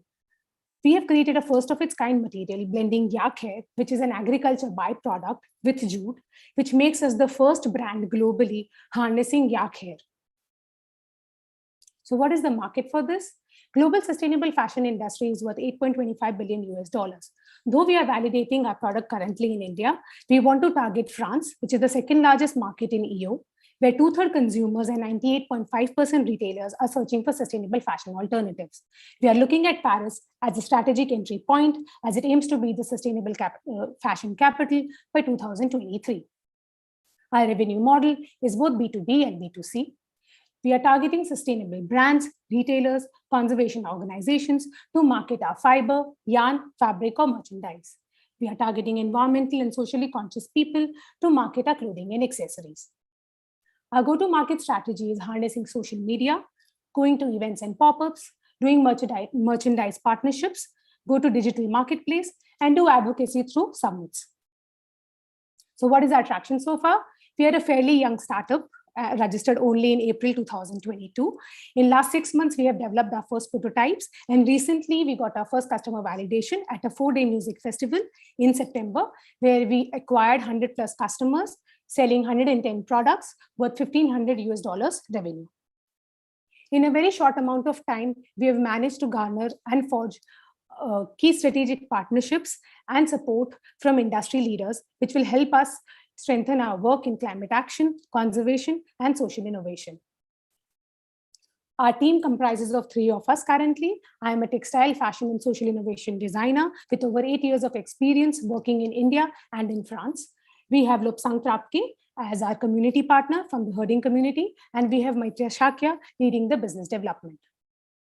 We are pitching today to raise our first seed funding for $25,000 US and to seek strategic mentorship. We will be using our proceeds to support our operations, marketing, procure our raw material, buy tools and equipment so that we can improve our product quality. And we want to target around 40 beneficiaries in the coming next year. Lastly, coming down to our targeted sustainable development goals, harnessing pastoral value systems and attaching it to the global fashion industry has the potential to target more than 8 sustainable development goals, namely no poverty, zero hunger, gender equality, decent work and economic growth, reduced inequalities, responsible consumption and production, climate action, and life on land. We promise to work towards these SDGs. Lastly, at It's All Folk, we are trying to build a community co-owned and co-managed fiber-to-closet economy, which will share equity in the form of stewardship dividends with the pastoral communities. At It's All Folk, we call it fashion for biodiversity and equity. Thank you. Thank you so much, Namrata. Congratulations on the amazing work that you're doing. We go straight into the judges session. Lakshmi, you can go ahead. and ask the question. Thank you so much, Namrata. Really interesting presentation. I first want to ask you more about your business model. How do you plan to reach your customers? Is it B2C or B2B? And if it is B2C, how will you predict the demand across customers in such a way that you can give consistent livelihoods to artisans? Yeah, sure. So we are our revenue model is both B2C and B2B, because we are working from farm, like from fiber to the end product. And we are trying to, we have access and, control over our entire supply chain. And what was the next question? I'm sorry. I want to know how to predict demand and provide a consistent livelihood. Yeah, right. So, I think the competitive advantage which we have in comparison to any other brand is that we are working in yak hair as well as yak wool. What happens with yak wool is that it's a seasonal product. You cannot really, keep up with the demand for that particular product and generate consecutive livelihoods for the community over the entire year, because it is available only in a particular period of time. But with yak hair, we've been able to create products that which are trans-seasonal and which can be targeted across the year. Thank you. Thank you so much, Namrata, and doing an amazing job.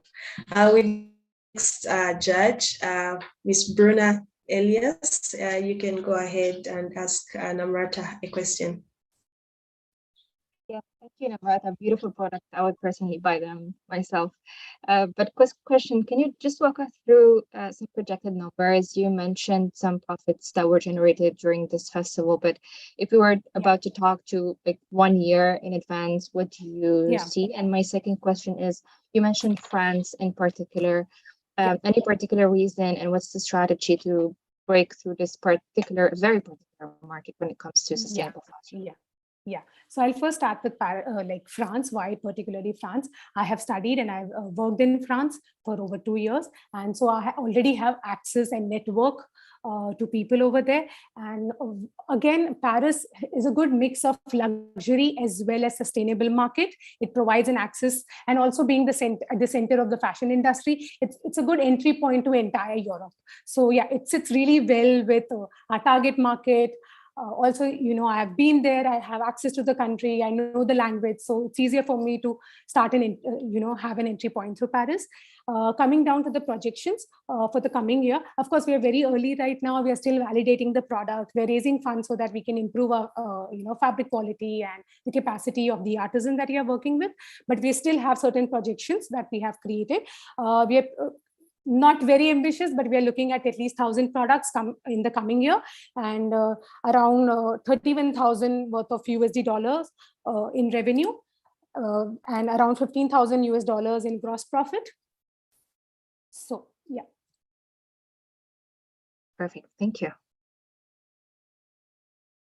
Thank you so much, Namrata. We still have about 2 minutes, so if the judges have any other further questions for finalists, we are open to those.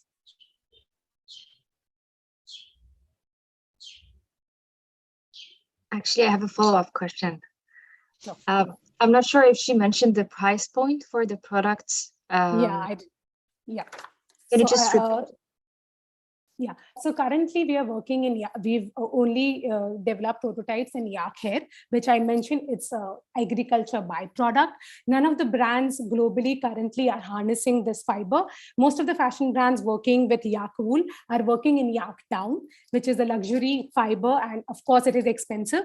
For us, again, that is a strategy wherein we are trying to work in both yak hair and down, which helps us in creating a diversified product range as well as a diversified price range.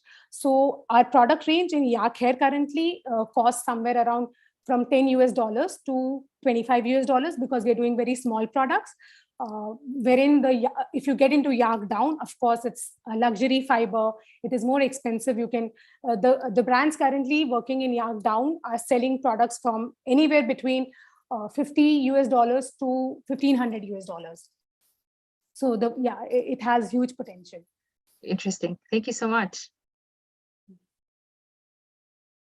Thank you so much, Namrata, and I wish you and your team the best of luck in today's speech competition, and I commend you for your bravery and all the amazing work that you're doing.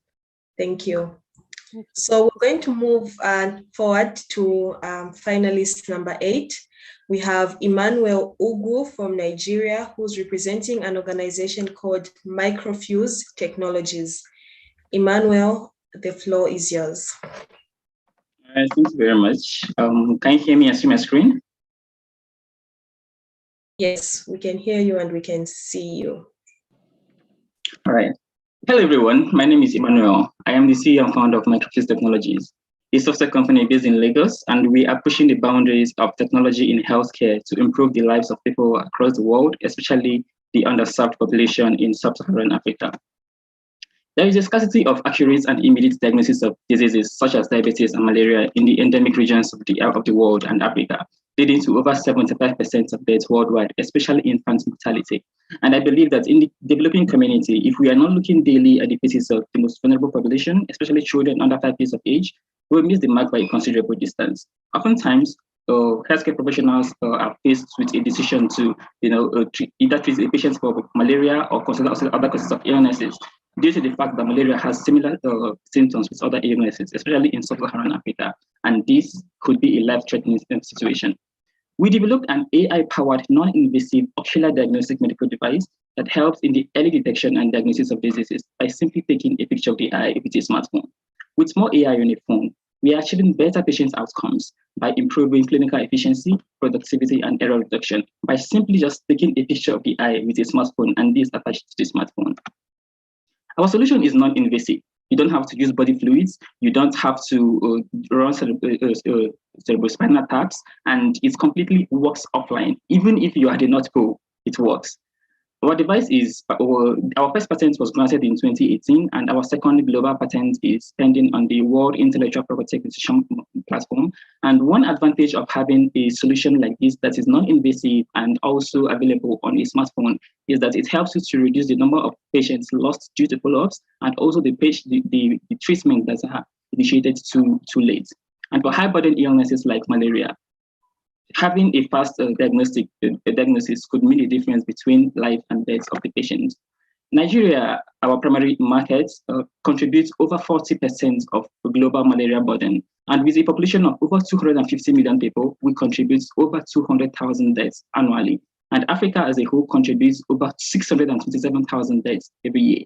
These numbers can be numbing, but they represent real lives of real people, of real children.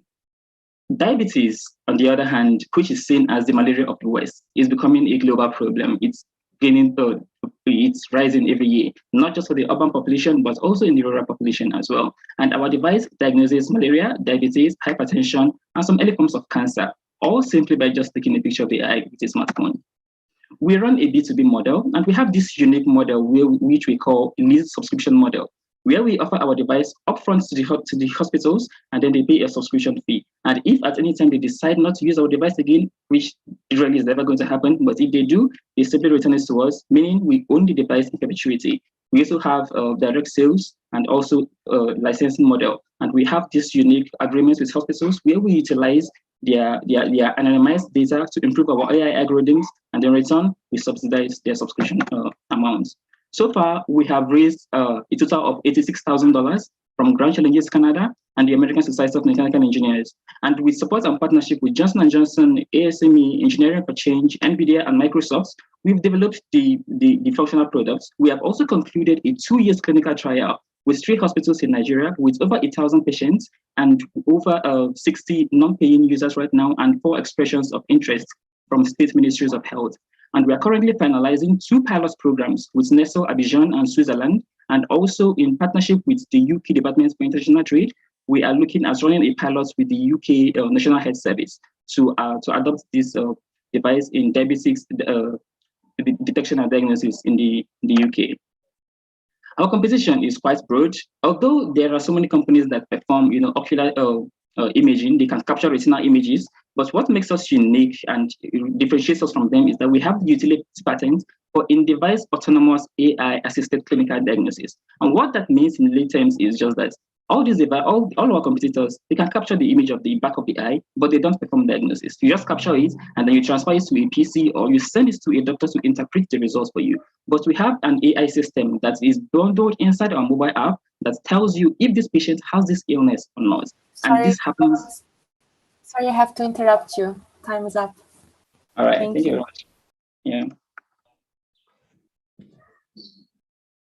Thank you so much, Emmanuel. We go straight to the judges for the questions. Chris, you can go ahead. Emmanuel, thank you. This is really interesting to see. I was just wondering about the diseases you mentioned about hypertension, malaria, diabetes.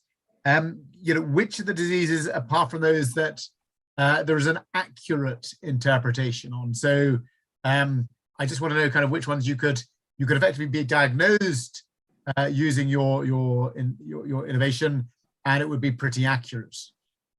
Yeah, so all of them are pretty accurate. However, right now we are focusing on malaria and diabetes. Now we are advised to follow this route in the sense that getting the regulatory approvals we need is going to be faster when you focus on one illness, and then over time, then you include other illnesses. So in Nigeria, for instance, we are working in Nigeria and Sub-Saharan Africa, we are looking at malaria and then diabetes in the UK. Thank you, Emmanuel. Lakshmi, you can ask the question. Thank you so much, Emmanuel.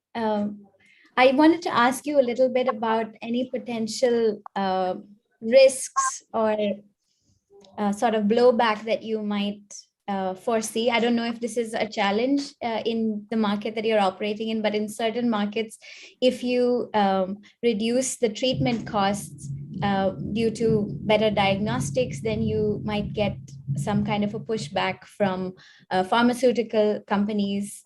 This is sort of an evil question, but it is sort of a realistic one in my experience. And is there a risk of losing jobs for someone? And is that again something that you're thinking about? Okay, not directly. We are not trying to replace clinicians. Rather, we are helping them to make that informed clinical decision with better data. So, take for instance, you are in a rural hospital where one doctor takes care of 100 patients every day. And oftentimes you might come for your checkup and they will tell you that they will refer you to another hospital or another laboratory center that is miles away to go and run your test and then come back with the results. Now, this helps you remove that barrier of going to that extra mile, maybe even spending days before your results comes out, before you get your diagnosis. So we are not actually reducing jobs, but we are helping the already existing jobs to perform their duties better by using AI and machine learning. And we are also working with government, so it gives us that, that upper hand kind of like towards adoption, because what we are trying to do is not just, to just have a fancy sci-fi tool or device, but we are working towards having what we call a first look tool. That by just the moment, assuming you're like me, I don't like hospitals and I want to leave the hospital immediately as I'm coming. So immediately you're just coming to see your doctor, and the doctor just takes a picture of your eye. Before you even sit down, he already has the diagnosis of what you have, and you just discuss it and you're already on your way out. Yeah. Thank you so much for that answer. And I think it's an excellent project. Just a suggestion, have you considered a field called iridology to add on to your technology? Because that's an additional diagnostic field that widens the disease spectrum. Yeah, aside from just diagnosing malaria, diabetes, and all of that, it can also be used in ophthalmology. So we are also helping these clinicians and professionals to have a digital version of what you're diagnosing for. Just like, for instance, you go for an eye exam, and the doctor uses, and the ophthalmologist uses the direct ophthalmoscope and comes very close to you. It's very inconveniencing sometimes. Sometimes you rub noses, and it can be awkward at times. And when the person sees what is inside your eye, he or she goes down and sit down and then make some notes. He can forget that in 2 weeks. When you come for follow-up, he can forget what he saw. But if you have a digital version of it, you can check how the patient's condition is degenerating or improving over time. Wonderful. Thanks so much. Thank you, Emmanuel, and I wish you all the best in your innovation and also in today's pitch competition. So we'll move forward to finalist number 9. We have Tolulope Amusat, representing an organization called Pamozi Bioenergy Solutions, and he comes from Nigeria. Tolulope, you can begin presentation.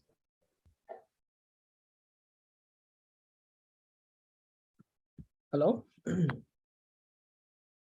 We can hear you and we can see you. So you just go ahead. All right, I'll just get started. So, hello, thank you everyone. My name is Tolulope Amzat. I am one of the co-founders and the CEO of Pamozi Bioenergy Solutions. We are a startup that is set up to contribute to the broader 2030 agenda for sustainable development. While we understand that all the sustainable development goals are interconnected, our primary focus is on the SDG 7, through which we are also able to contribute simultaneously to the social and economic SDGs, forming the basis of our mission. Our mission incorporates these three dimensions of sustainable development. At the center of it is the eco-friendly energy solution, followed by social inclusion and economic development to empower communities in sub-Saharan Africa, starting with Nigeria. Our vision is to become a leading producer of compressed biogas for cooking and electricity. The world is facing an energy crisis. According to data from the International Energy Agency in 2022, there are 770 million people without access to electricity worldwide. And of that, more than 70% live in sub-Saharan Africa. Additionally, 2.5 billion people are reported to be without access to clean cooking fuel globally. Furthermore, household air pollution has caused 2.5 million premature deaths per year in the world, with almost 500,000 in sub-Saharan Africa. We at Pamozi have first-hand experience with energy poverty. For example, I personally grew up in a small town in Nigeria without electricity for more than 6 years. Therefore, we believe that we have moral obligation to help solve this problem. Our solution is to generate clean energy in the form of biogas, primarily from cow dung, although multiple feedstock can be used. The clean gas is then compressed into cylinders before usage for electricity and cooking.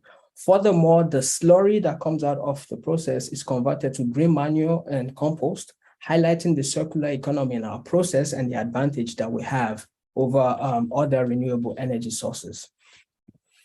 We will be creating value via the following propositions: the electricity generated, the gas, and green manure and compost. We will be generating revenue via the following streams: refilling and sales of biogas cylinders, conversion units, service, to mention a few.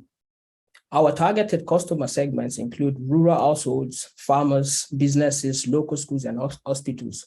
We've identified the following as our unfair advantages over professional background, especially our diverse educational and professional background, as well as local knowledge of the market and contacts, including the Nigerian government, thanks to our engagement with the Livestock Productivity and Resilience Support Project. As mentioned earlier, at the heart of our solution is the environmental impact, mainly the SDG 7. We also have the potential to convert up to 3 kilotons of methane per year.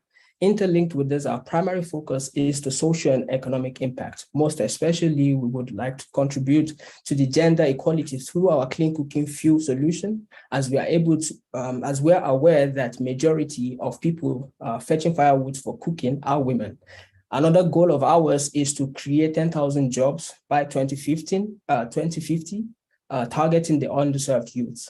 Our primary market is Nigeria. This is a country with a population of 220 million, of which 40% live without electricity. Additionally, more than 180 million still rely on firewood, charcoal, kerosene to meet their daily cooking needs in Nigeria. Our primary strategy is to sell or refill the 12 and 45 kilogram cylinders to households. This is a profitable business based on that we can break even in the third year. We can increasing our revenue, also putting our operating expense at minimal. So far, we've been able to develop our prototype, incorporated our business in the target market, and establish key local contacts. The next stage in our development is to build our MVP to test our revenue and growth assumptions.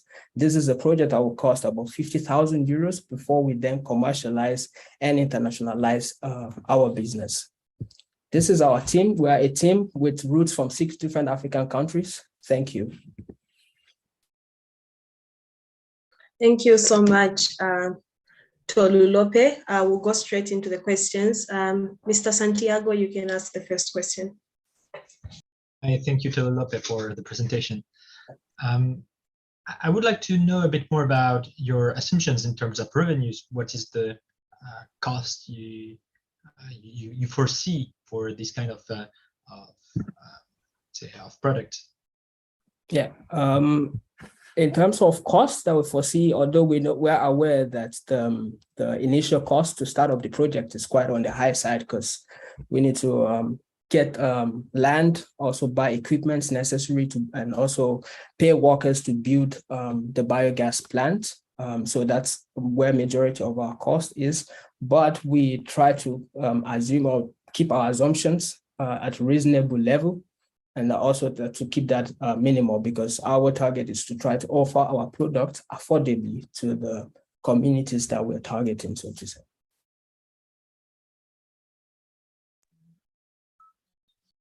Thank you, Tolulope. Judges, do we have any other question? Mr. Sumunza, you can go right ahead into the question.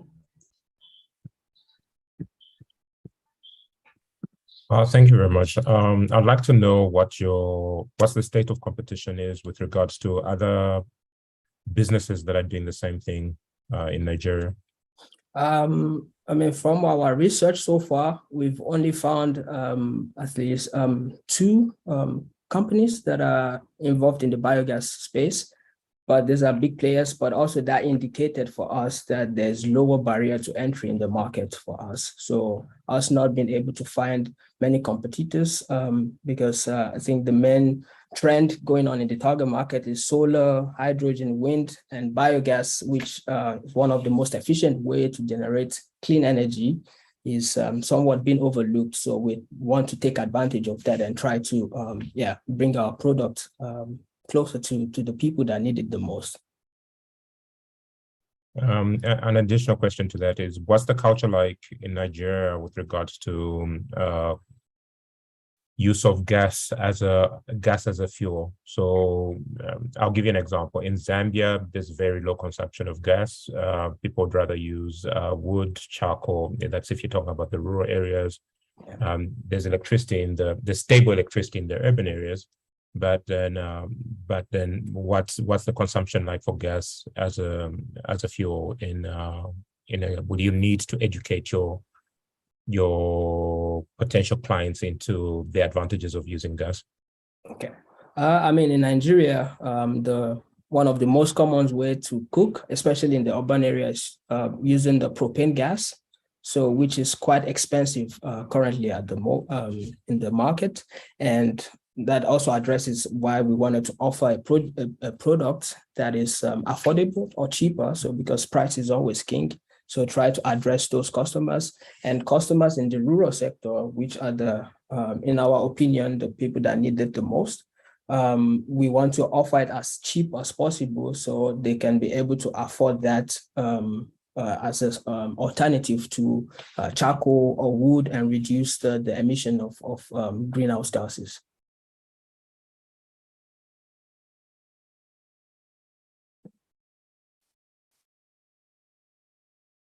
Thank you, Tolulope, and amazing job that you're doing, your team and you are doing. I wish you success in the speech competition, and even thereafter, wishing you all the best on your journey.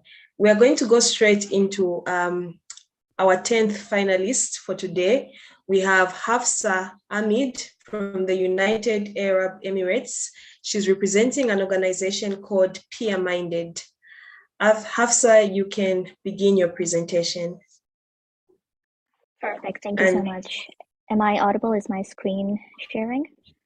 Yeah, your screen is sharing and you are very audible, loud and clear. Okay, perfect.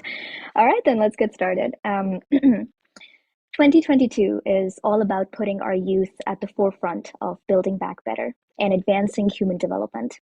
But are young people actively addressing their well-being needs and developing the mental resilience which is needed to achieve this?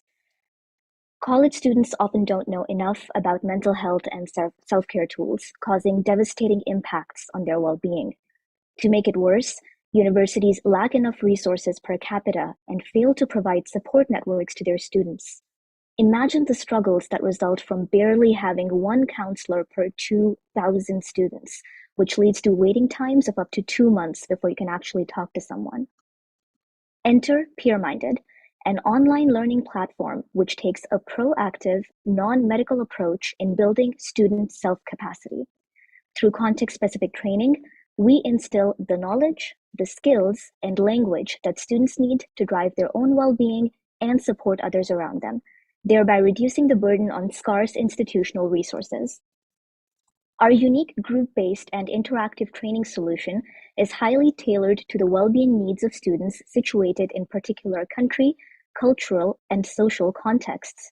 Unlike existing well-being training programs, we actively employ various gamification techniques to make the learning engaging for our students. And finally, we're also adopting a truly novel approach by embedding ourselves in a university's mental health ecosystem to complement existing services by providing universities with regular monitoring and actionable insights about their students' mental health. In adopting a collaborative approach to empowering students to take charge of their own well-being, as well as supporting their peers, we are directly advancing SDGs 3 and 7 to create community impact. We are a B2B startup targeting universities who can buy our training and offer it cost-free to their students. They can purchase single weekly modules or a structured training course of 5 weekly modules, which also comes with data insights. This taps into an SAM of $15 million in the UAE alone. In our first year of operations, we expect to spend around $40,000 on technical development, curriculum design, and marketing, earning revenues of $67,000. By the time we enter our third year of operations, we anticipate yearly revenues of over $390K. This is a snapshot of what we have achieved so far, engaging more than 50,000 young people through our online programming and campaigns and raising over $30,000 in investments. We have government backing in the UAE, as well as expert technical support from New York University's Entrepreneurial Hub. Based on need as well as our own team's regional roots, we'll be expanding outward from the UAE to the GCC and eventually to MENA and South Asia in the next 5 years. Our fluid operations and flexible learning model is easily adaptable to different markets.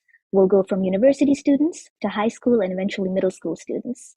In the long term, we will also diversify our offerings beyond the training program to holistically support universities with student mental health through peer support and mental health consultancy. When it comes to mental health support, we're the only platform in the region that offers UAE contextualized, student-focused, and peer-led support to university students in a way that's customizable to an institution's needs. I have 6 years of experience in public health, curriculum design, and program delivery. Our COO, Sarah, brings extensive knowledge of marketing and business development, and our CTO, Anas, is highly skilled in technical development and data science. Together with seasonal interns and advisors who have decades of experience in student mental health, we believe we're exceptionally suited to run this enterprise and overcome various barriers to entry, which I'm happy to address later. At this stage, we're raising funds amounting to $50,000 to spend on our tech and content development, as well as outreach. We are building a world where every student is empowered to prioritize their mental well-being and support others around them. Join us. Thank you. Amazing presentation, Hafsa. Congratulations on the amazing work that you're doing. We'll go straight into the questions. Ms. Lakshmi, you can feel free and go ahead, ask the first question. Thank you so much for your presentation. I wanted to understand, how does your product actually impact its users, the students, and if you have a way to measure that impact, something like a theory of change, anything along those lines? Absolutely. So this is just a slide that gives you an overview of some of the key performance indicators that we'll be taking a look at.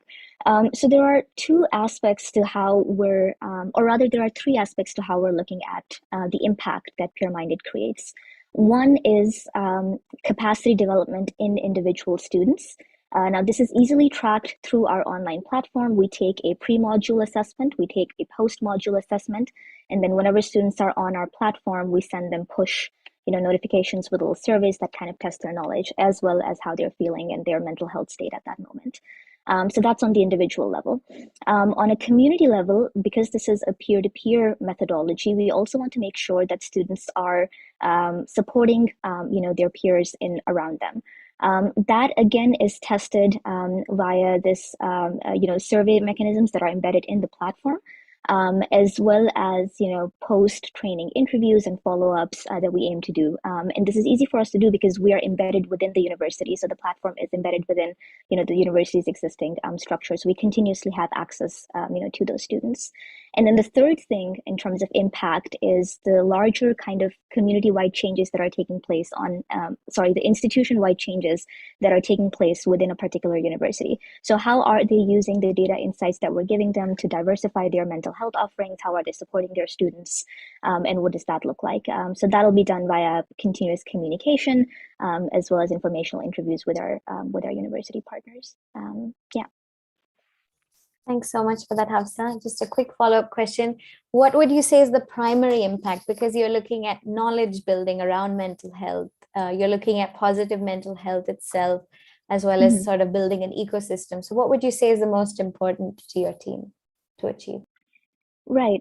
Good question. I think for us, it would be just awareness and then practice building within students in terms of proactively taking care of their well-being. And that can obviously look different for each student. But the knowledge that as they're going through those 4, 5, 6 years of university, they're making sure that their mental health needs are being addressed, and whatever resources they do have around them, they're actively using them. I think the individual behavioral change is something that is the primary target that we're aiming to achieve with our training. Thank you. Thank you so much, Hafsa. We have another question from Nell. You can go ahead and ask that question.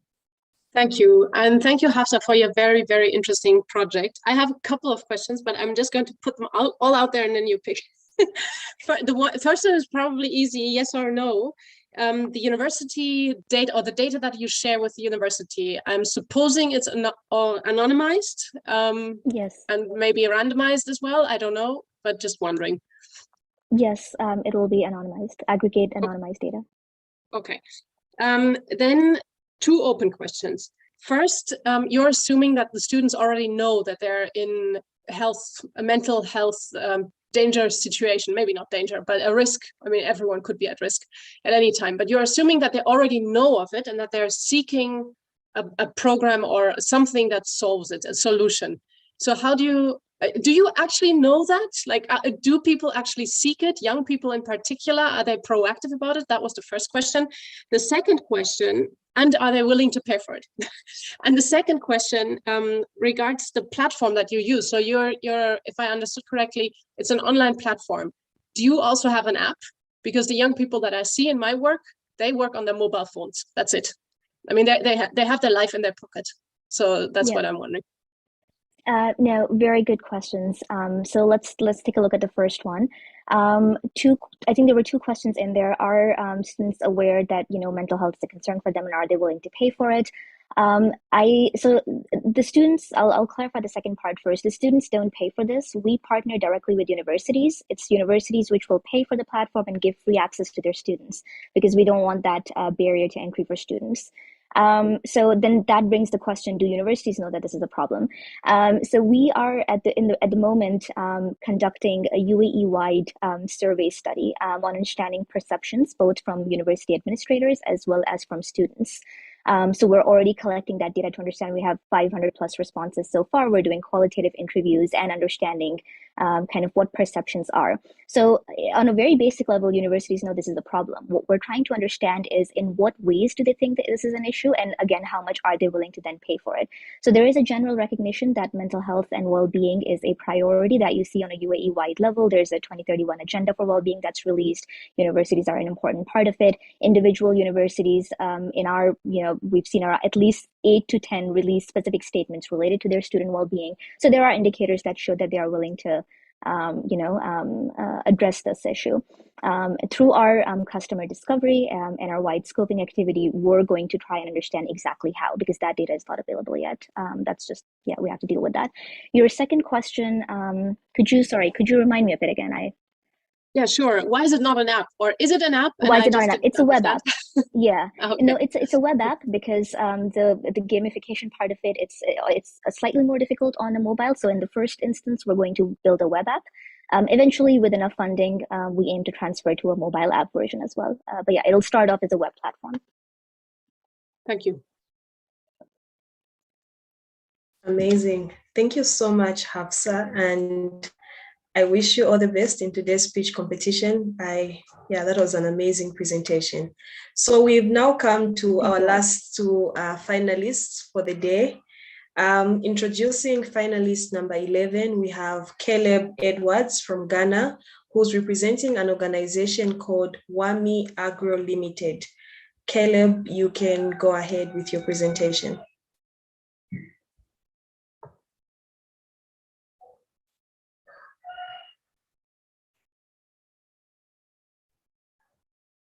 Okay, so we can see your screen, and if you can just unmute yourself, we'll be able to hear you. Hello, can you hear me? Yes, perfectly. Right, I am Caleb Edwards, co-founder and CEO, Wami Agro Limited. We're an agri-tech company based in Ghana, providing sustainable support for improved livelihood of farmers. 60% of the world's arable land is in sub-Saharan Africa, yet the continent produces less than 10% of the world's agricultural output. We realize that about 80% of the farmers in Ghana and West Africa, for that matter, are smallholder farmers, and they have similar problems: inadequate investment, difficult access to market, and the lack of information. Our game changer is, or our solution is, a proprietary digital platform that allows farmers to access input financing, profitable markets, and information. We do this through a USSD platform, which is very basic for farmers who are less literate to use, and then a mobile app for our field officers who interact with them. Our value proposition is to provide lower cost of finance to farmers. So we do not provide the cash, but we provide input financing, like mechanization services, fertilizer input, seed, and the things they need to produce. But then our rates are way lower than the microfinance or the loan sharks that they have to tend to. We also provide access to profitable markets. And then we also provide for our consumers traceability and reliability, as well as inclusive learning for our farmers. We have focused on 5 SDGs.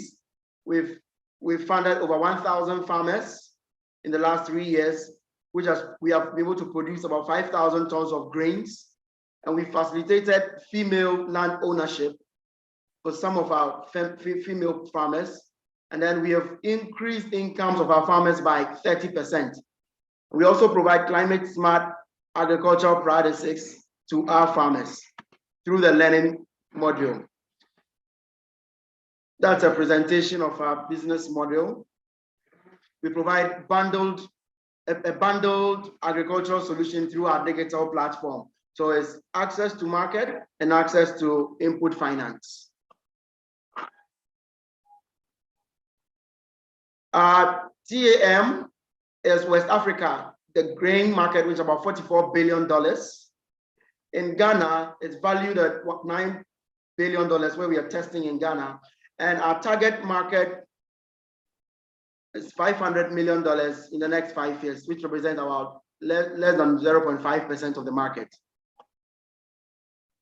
Currently, we've been able to secure contracts with multinationals like Diageo, Wilmar, and we are in talks with Olam, Diaz Groups, and others. We've been able to secure contracts and expression of interest worth $10 million annually.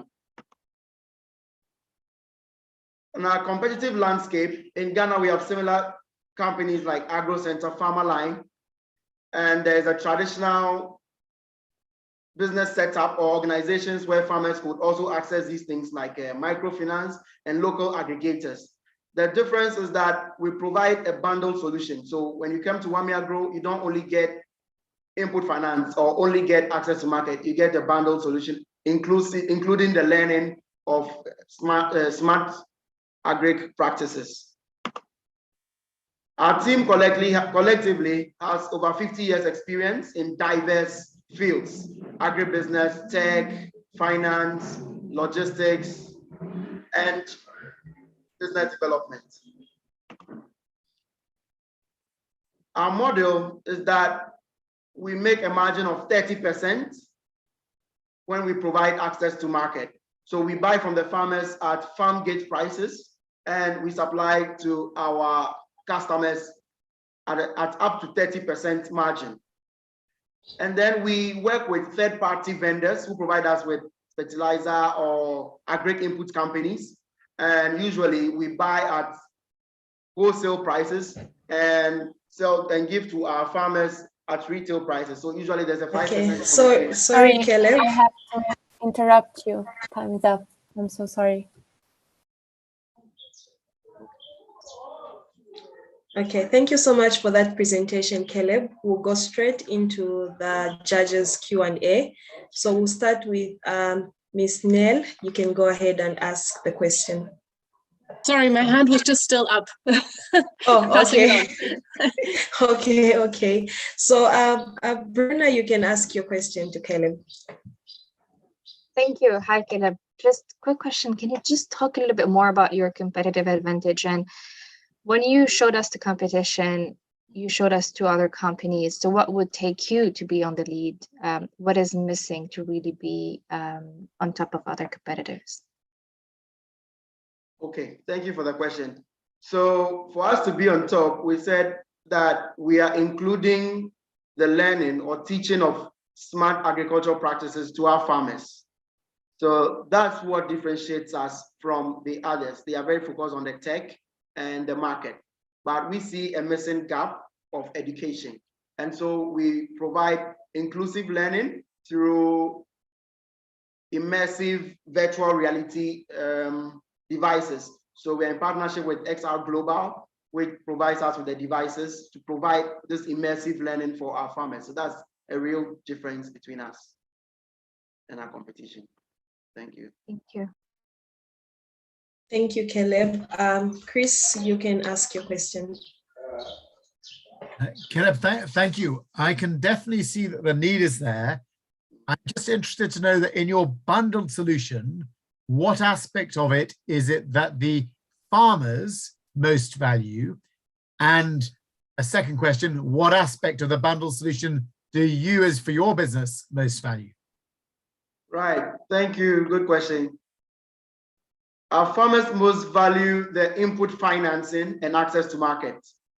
They are able to access quality input, which comes with training and learning, as well as the fact that by the time their produce is ready, there's a ready market. Because in Ghana, there's about 40% post-harvest loss year on year. So we are very big on accessing market for our farmers. So the problem is not really that we are not producing enough. The problem is that even the little we are producing, we are unable to get it to the market because of standardization, because of bad infrastructure, roads, and all of that. So we providing that intervention for the farmers is very valuable. And for us as a business, our most valuable part is that we have contributed to SDGs, and also we are able to be profitable by selling the produce. And so that's where we find value. Thank you. Okay, let's question, unless there's any other questions from the judges. Okay, Lakshmi, you can go ahead. Oh, thank you so much, Caleb. Just a quick question. Is the input financing in the form of credit? I don't know if I missed that part, but if it is in terms of credit, what is the plan for non-performing assets?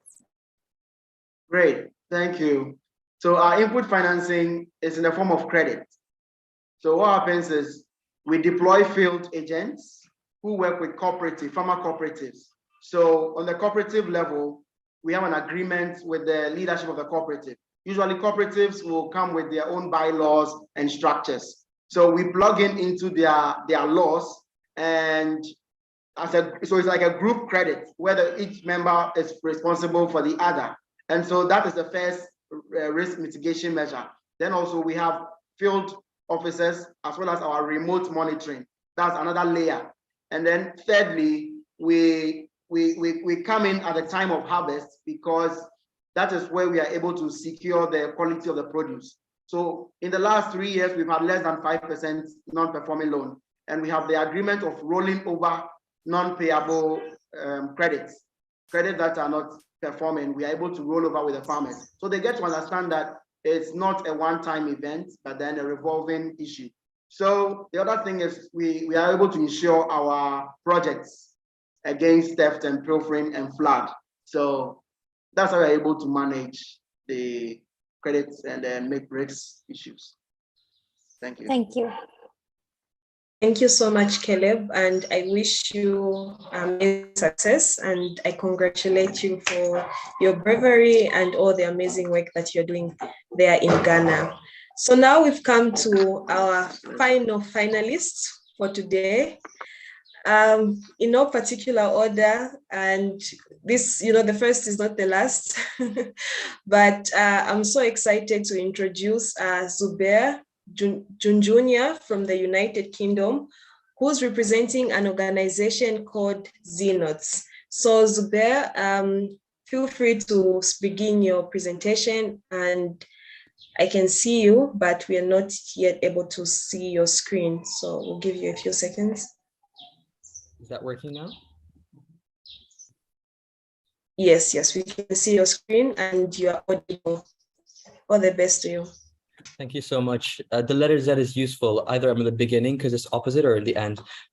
Thank you so much. My name is Zubair, and at Zenos, we're on a mission to end education inequality for young people everywhere. You see, there's nothing standard about standardized testing. The exams we take every single year at the end of high school have such a huge drastic difference in between each student's support, whether it's the teaching quality at school, the access to resources, or the fact that if you want personalized support like tutoring, it just simply isn't available. Places like the UK have harrowing statistics, like students from disadvantaged backgrounds are 18 months behind when it comes to GCSEs. And I grew up as an expatriate in the Middle East and saw it firsthand as neighboring schools were not even able to afford relevant textbooks. I started a blog to share educational resources, and this idea and mission resonated with so many around the world, and hundreds joined this global movement to contribute educational resources to this platform. Today, Zenotes is addressing and enabling this leveling the playing field with free student-built educational content. Hundreds of students have contributed to produce 50 distinctive subjects, supporting 7 international exam boards, exams that are taken by 14 to 18-year-olds all over the world, millions every single year. And our model is all around co-creation. So we start off with the best students applying to create content with us. We receive hundreds of applications, almost 300 this year. We then select those with the highest academic credentials to train them and upskill them to co-create educational resources directly onto our bespoke learning platform. And it is reviewed by a moderation team before being published onto the learning platform. But the content is one part of it. What brings these students together is the community that exists, a global community of tens of thousands of students engaging both to improve their academic outcomes through asynchronous and synchronous learning sessions, as well as social outcomes such as access to tertiary education and thinking about careers and opportunities, internships and apprenticeships. So just through the word of mouth, Zenos has had over 28 million hits and almost reached 4 million students and educators globally. In just the last 12 months, we've had 1.4 million unique visitors who have benefited from the platform, with a higher concentration when it comes to the Middle East, Southeast Asia, and Africa. The organization is supported by 50 student volunteers distributed all over the world, contributing skills from tech to community to content development, and a group of advisors who represent the very best in education, people who've led organizations like Pearson or supported impact organizations like Ashoka. It's a global brand that's loved and referred by students, both those who use it for their content and are able to excel and get to the top universities. Almost 90% of them have found Xenos very useful to their academic performances, or students like Alexa, who were actually interns with us and felt like they were at the center of meaningful change. Many of our interns go on to set up their own NGOs and initiatives because they're able to gain the skills to work with a globally distributed team. One Young World assessed our impact, and our social return on investment was, for every dollar invested, we are producing $28 worth of impact. And our specific goals that we're focused on are sub-goals within SDG 4 and 10. But alongside students, we've also had tens of thousands of teachers use and recommend the platform, both to aid their teaching lessons or to actually cut costs completely because they're able to not afford the textbooks to bring and import into their countries. 80% of teachers are using Xenos in a regular capacity at school, and almost 90% of them are willing to purchase and subscribe to additional features. We already have almost 20,000 registered educators in the platform, and our focus is now to monetize with targeted digital tools for educators and schools, leading to a full stack learning solution, because schools internationally are still facing challenges in inconsistencies of teaching quality and support, where only 19% of international schools were able to meet the expectations of teachers required, and the soaring trajectory of adoption of EdTech within classrooms. So our platform, our approach is about continuing to provide open access to students while monetizing through annual subscriptions and multi-year licenses for educators and schools, respectively.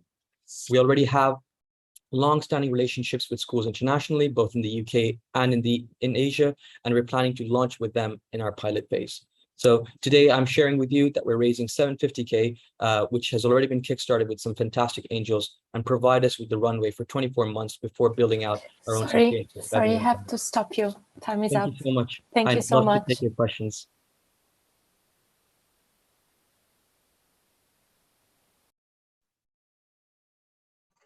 Thank you so much, Zubair, and we'll go straight into the Q&A with the judges.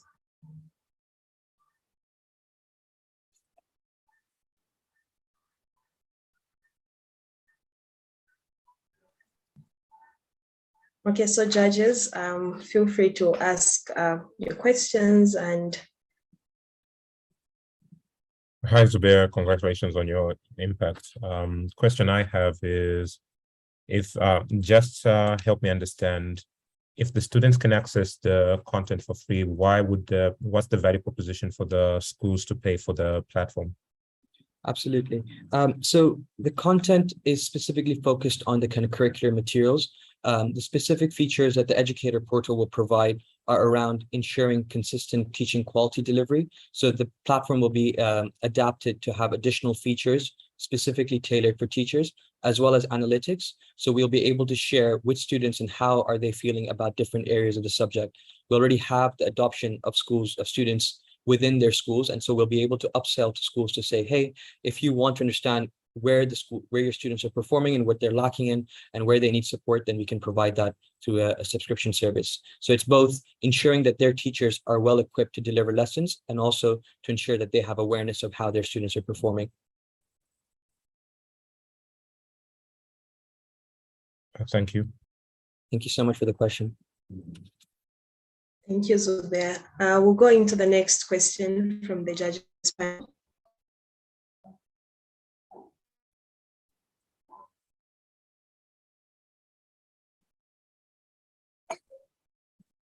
Any other questions from the judges?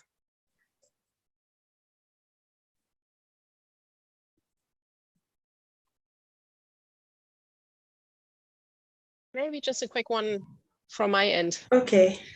Okay, so I think we have one from Ned. Oh, sorry. Yeah. No, go.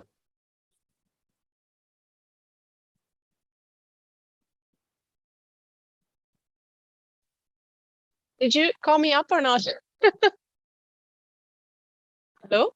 Yes, yeah. I called you up, but I think maybe I'm experiencing a network lag. I'm not sure about that, but yes, you can go ahead and ask your question. All right. Up. Okay.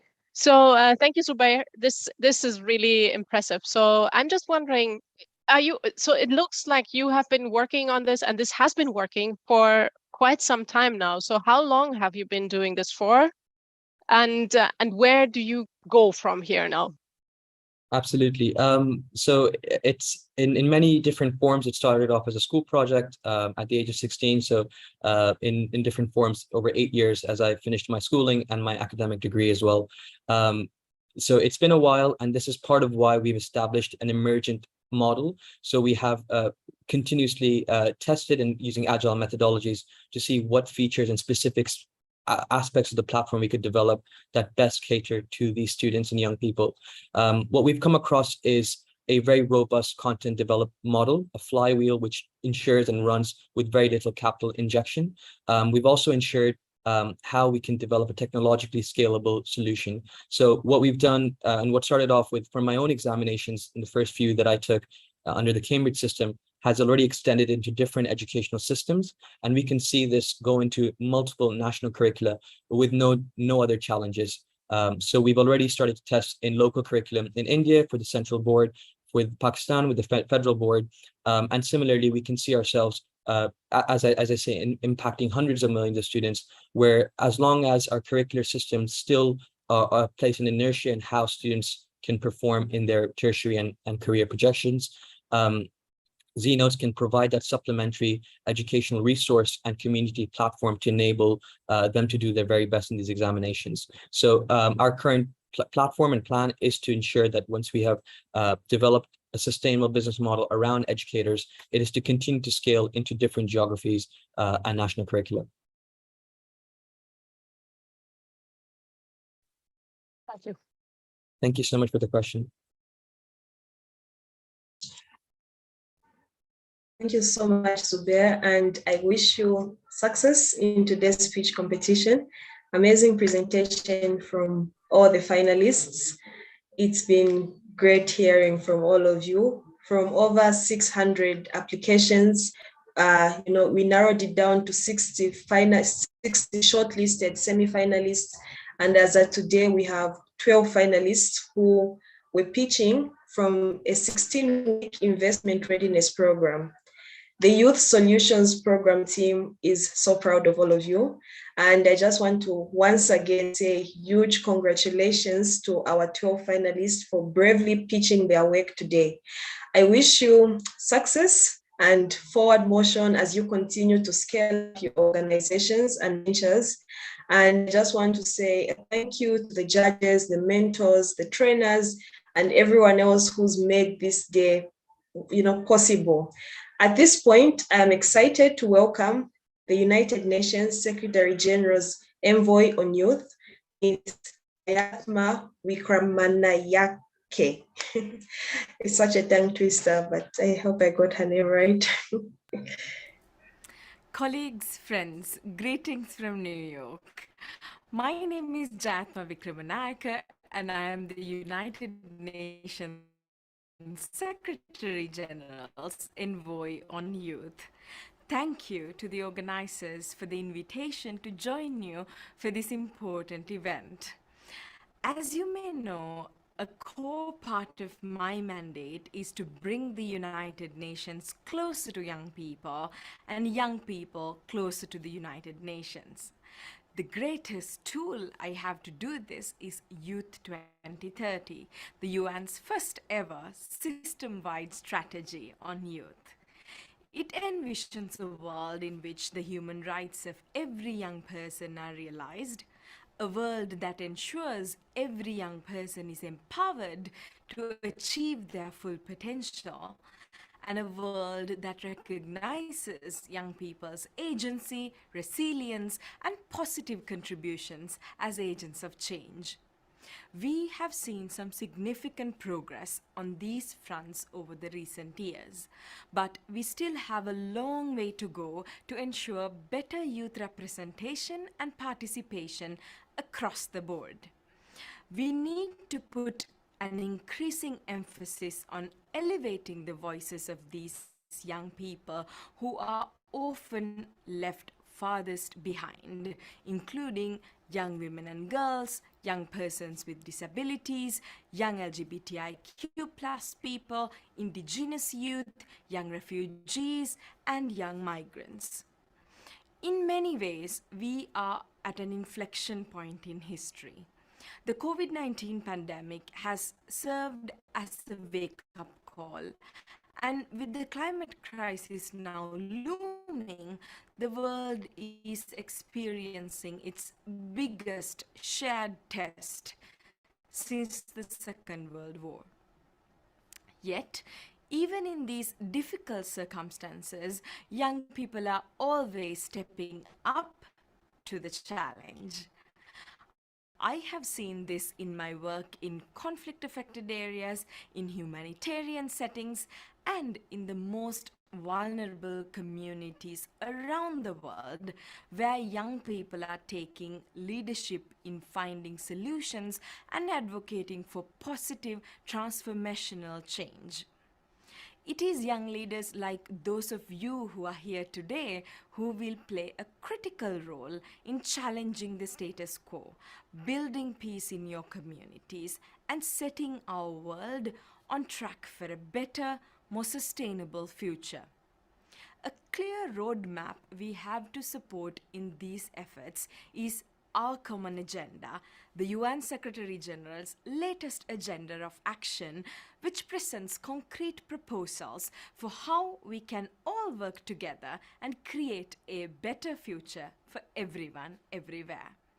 The report covers a wide range of recommendations, from how we can combat misinformation, to how we can better foster global solidarity, to how we can accelerate meaningful action against climate change.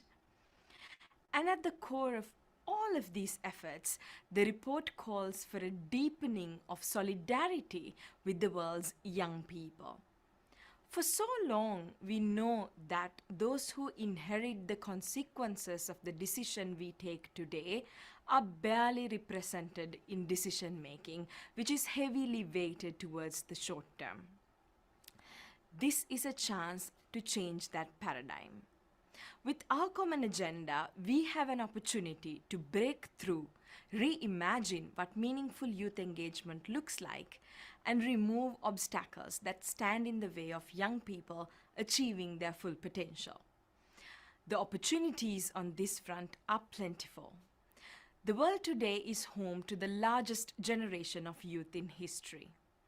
With more than half of the world's population under the age of 30, they represent the greatest opportunity we have for achieving the Sustainable Development Goals. The world already has the knowledge and the resources to achieve these goals. Young people have the energy, ingenuity, and ambition to make them a reality. That is why I'm calling on all policymakers everywhere to urgently make greater investments in youth, from quality education and universal healthcare to skills development and creating decent green jobs. Building the capacities of young people and ensuring they have opportunities to achieve their potential will be critical to delivering the 2030 Agenda. There is no better investment a country can make than in the capacities and potential of its young people. At the same time, I encourage young people around the world to continue actively engaging in these issues and hold their governments accountable.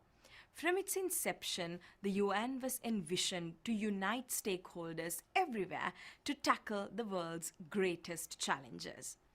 As we look to recover better together from COVID-19, now more than ever, we need all stakeholders to join efforts in steering our world into a more peaceful, equitable, and inclusive path. Today's young people recognize this perhaps more than any other generation in history. So let's give them an opportunity to lead. I look forward to continuing to work hand in hand with all of you to ensure that the UN is ready and able to deliver together with and for young people everywhere, achieving the Sustainable Development Goals by 2030. And we depend on you. Thank you.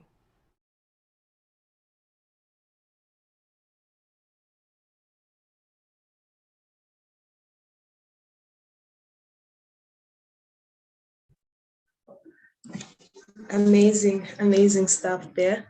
So as previously promised, I'm going to call upon Mr. Santiago from Change Now to give us remarks and briefly share on the impact that the organization has had in the past couple of years. Santiago, over to you.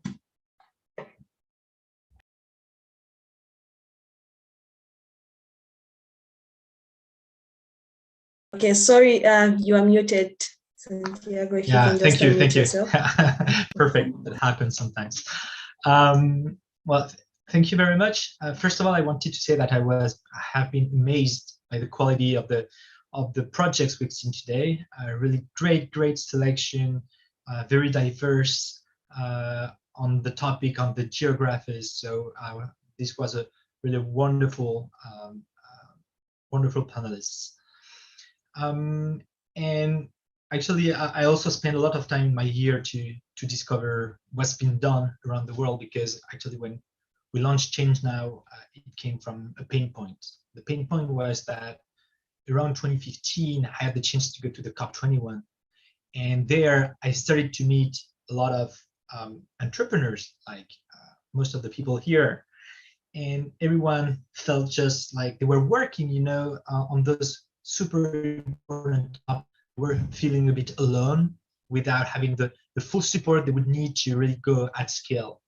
And so we wanted to create a space for this. And that's how we came with the idea of creating a Change Now, which at the beginning was really a kind of a post-COP event where we are talking about the how, only the how. We have targets, we have many things to accomplish, but the real question is how we can go there. How can we go to target? And so we fetched entrepreneurs from around the globe. We put also in the room investors, mini investors, media, corporate partners, ecosystem leaders, talent, everything they need to go to the next step.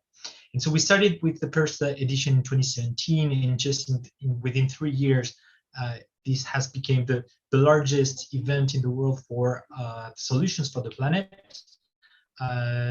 gathering 1,000 solutions, 33,000 participants every year, and great things happen. Sometimes we already had some feedbacks from laws who have been passed because of meetings which happened there, and so this is a super exciting moment where we celebrate everyone as a change maker, and so that's it. So this is something I really like to see here again, this quality of solutions that is really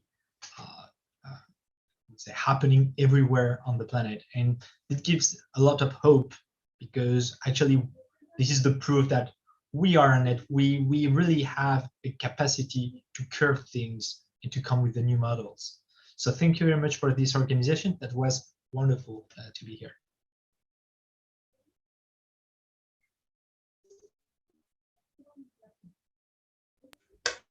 Thank you so much, Santiago, for sharing that amazing impact from Change Now. Without wasting further time, I'm going to call upon Ms. Nell Herman Valenti, representing Bayer Crop Science. As I mentioned earlier, Nell is globally responsible for the next generation of global leaders. Her work centers around leveraging our diversity and co-creating with youth to achieve impact towards sustainable agriculture. And she was one of our judges for today's competition. You can go ahead.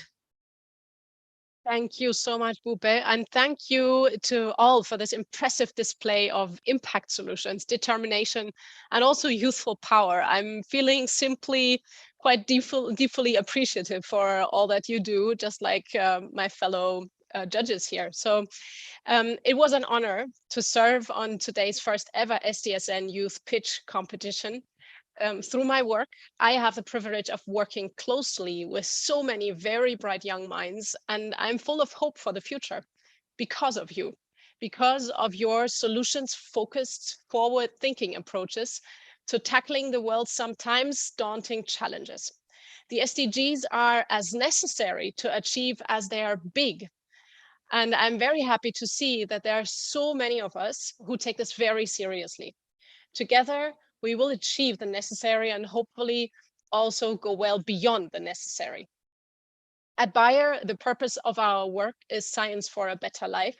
We're a global research and development company with core competencies in the life sciences. Our products and services are designed to help people and the planet thrive, and we are committed to driving sustainable development. We aim to create value through innovation and growth, and sustainability is at the center of our corporate vision, which reads health for all, hunger for none.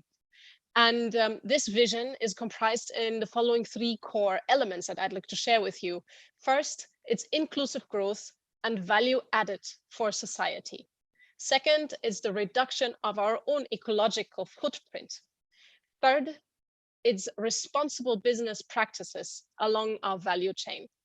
And we have translated these 3 elements of our sustainability vision into 3 global sustainability goals we set out to achieving by 2030. And these are supporting 100 million smallholder farmers in low and middle income countries each year with products, services, and partnerships.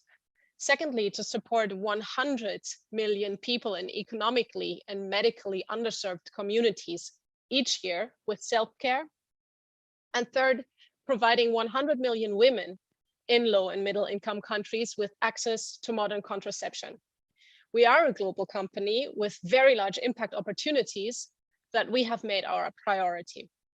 And we know that we can only achieve these goals and actually also the SDGs through collaboration, just like SDG 17 says, through reciprocal support and mutual learning. And we need innovation in this race against time. We know that no one company or any one stakeholder or organization can do it alone, and we must work with youth. The numbers speak for themselves, as the UN Youth Envoy just mentioned. 50%, I don't need to say anymore. We must capacitate youth and collaborate because we also need to learn from you. That's why we listen, that's why we engage, and ultimately, that's also why I have my job. Intergenerational solidarity was the well-chosen topic of this year's International Youth Day on August 12th. And I would like to add that inter-stakeholder cooperation, collaboration, and co-creation with youth is another essential element to sustainably transforming the way we produce, care, and live into and in the future. Now, seeing how hard you all work on identifying needs in your communities, putting forward pathways for solutions, I can only stress how happy we are at Bayer to be supporting this important competition.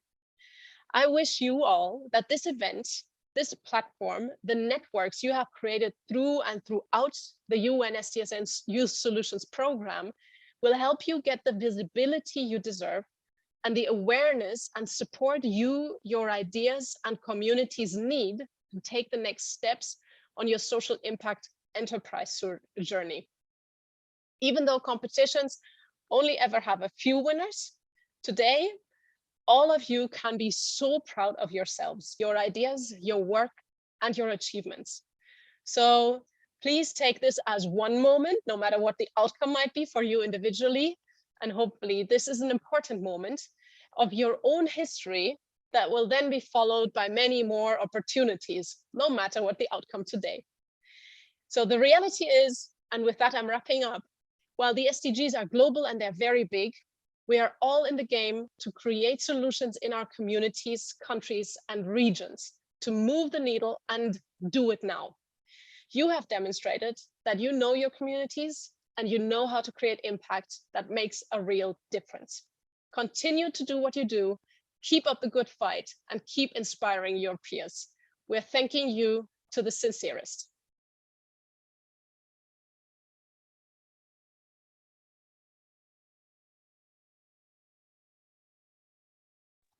All right, thank you so much for all of our guest speakers and judges today.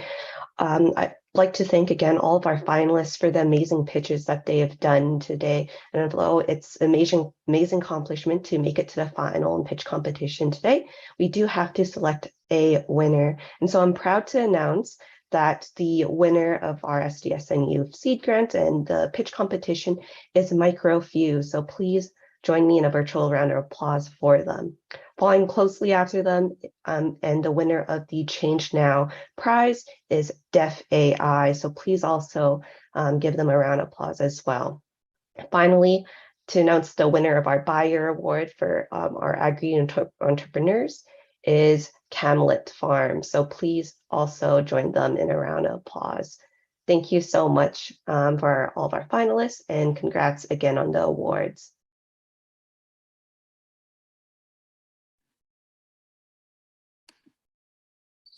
Hi, everybody. I hope you can hear me well. I'm Nicole Radish. I'm the project lead for the Youth Solutions Program at SDSN Youth, and my goal is to wrap this up as quick as possible. I know you guys have been sitting here a while, but it's been an incredible day. And so, yeah, I want to be conscious of your time, and I want to give a few thanks to the people that made this this day possible. So I want to first of all, yeah, as everyone's been doing, thank the finalists and congrats to the teams at Microfuse, Camelot, and Deaf AI. And as a reminder, there's actually one more award at play. There's the People's Choice Awards. And starting now, the link will be live to be able to vote for that, and it'll be open for 1 week. So you can go ahead and spread it on your social media. And the People's Choice Award will be featured in our upcoming Youth Solutions report that will be released in December. So also keep an eye out from that from us and our team. As additional thank yous, I want to thank the IRP mentors that helped our finalists and the rest of our IRP participants throughout the entire year. I want to thank JAFMA, the UN envoy, for that awesome video, as well as our partners, Buyer and Change Now, all of our judges. You guys have been incredible. And lastly, I want to thank the entire team, particularly Marvelous and Bupe, for their incredible work that they did putting this all together. Again, yeah, conscious of your time, I could thank everybody individually, but just know that all of your hard work and time is so much appreciated. So I really hope that you all have a great rest of your days, and you guys leave feeling as inspired as I feel right now. So thanks again for attending the first ever Youth Solutions Program pitch competition, and I hope to see you all next year.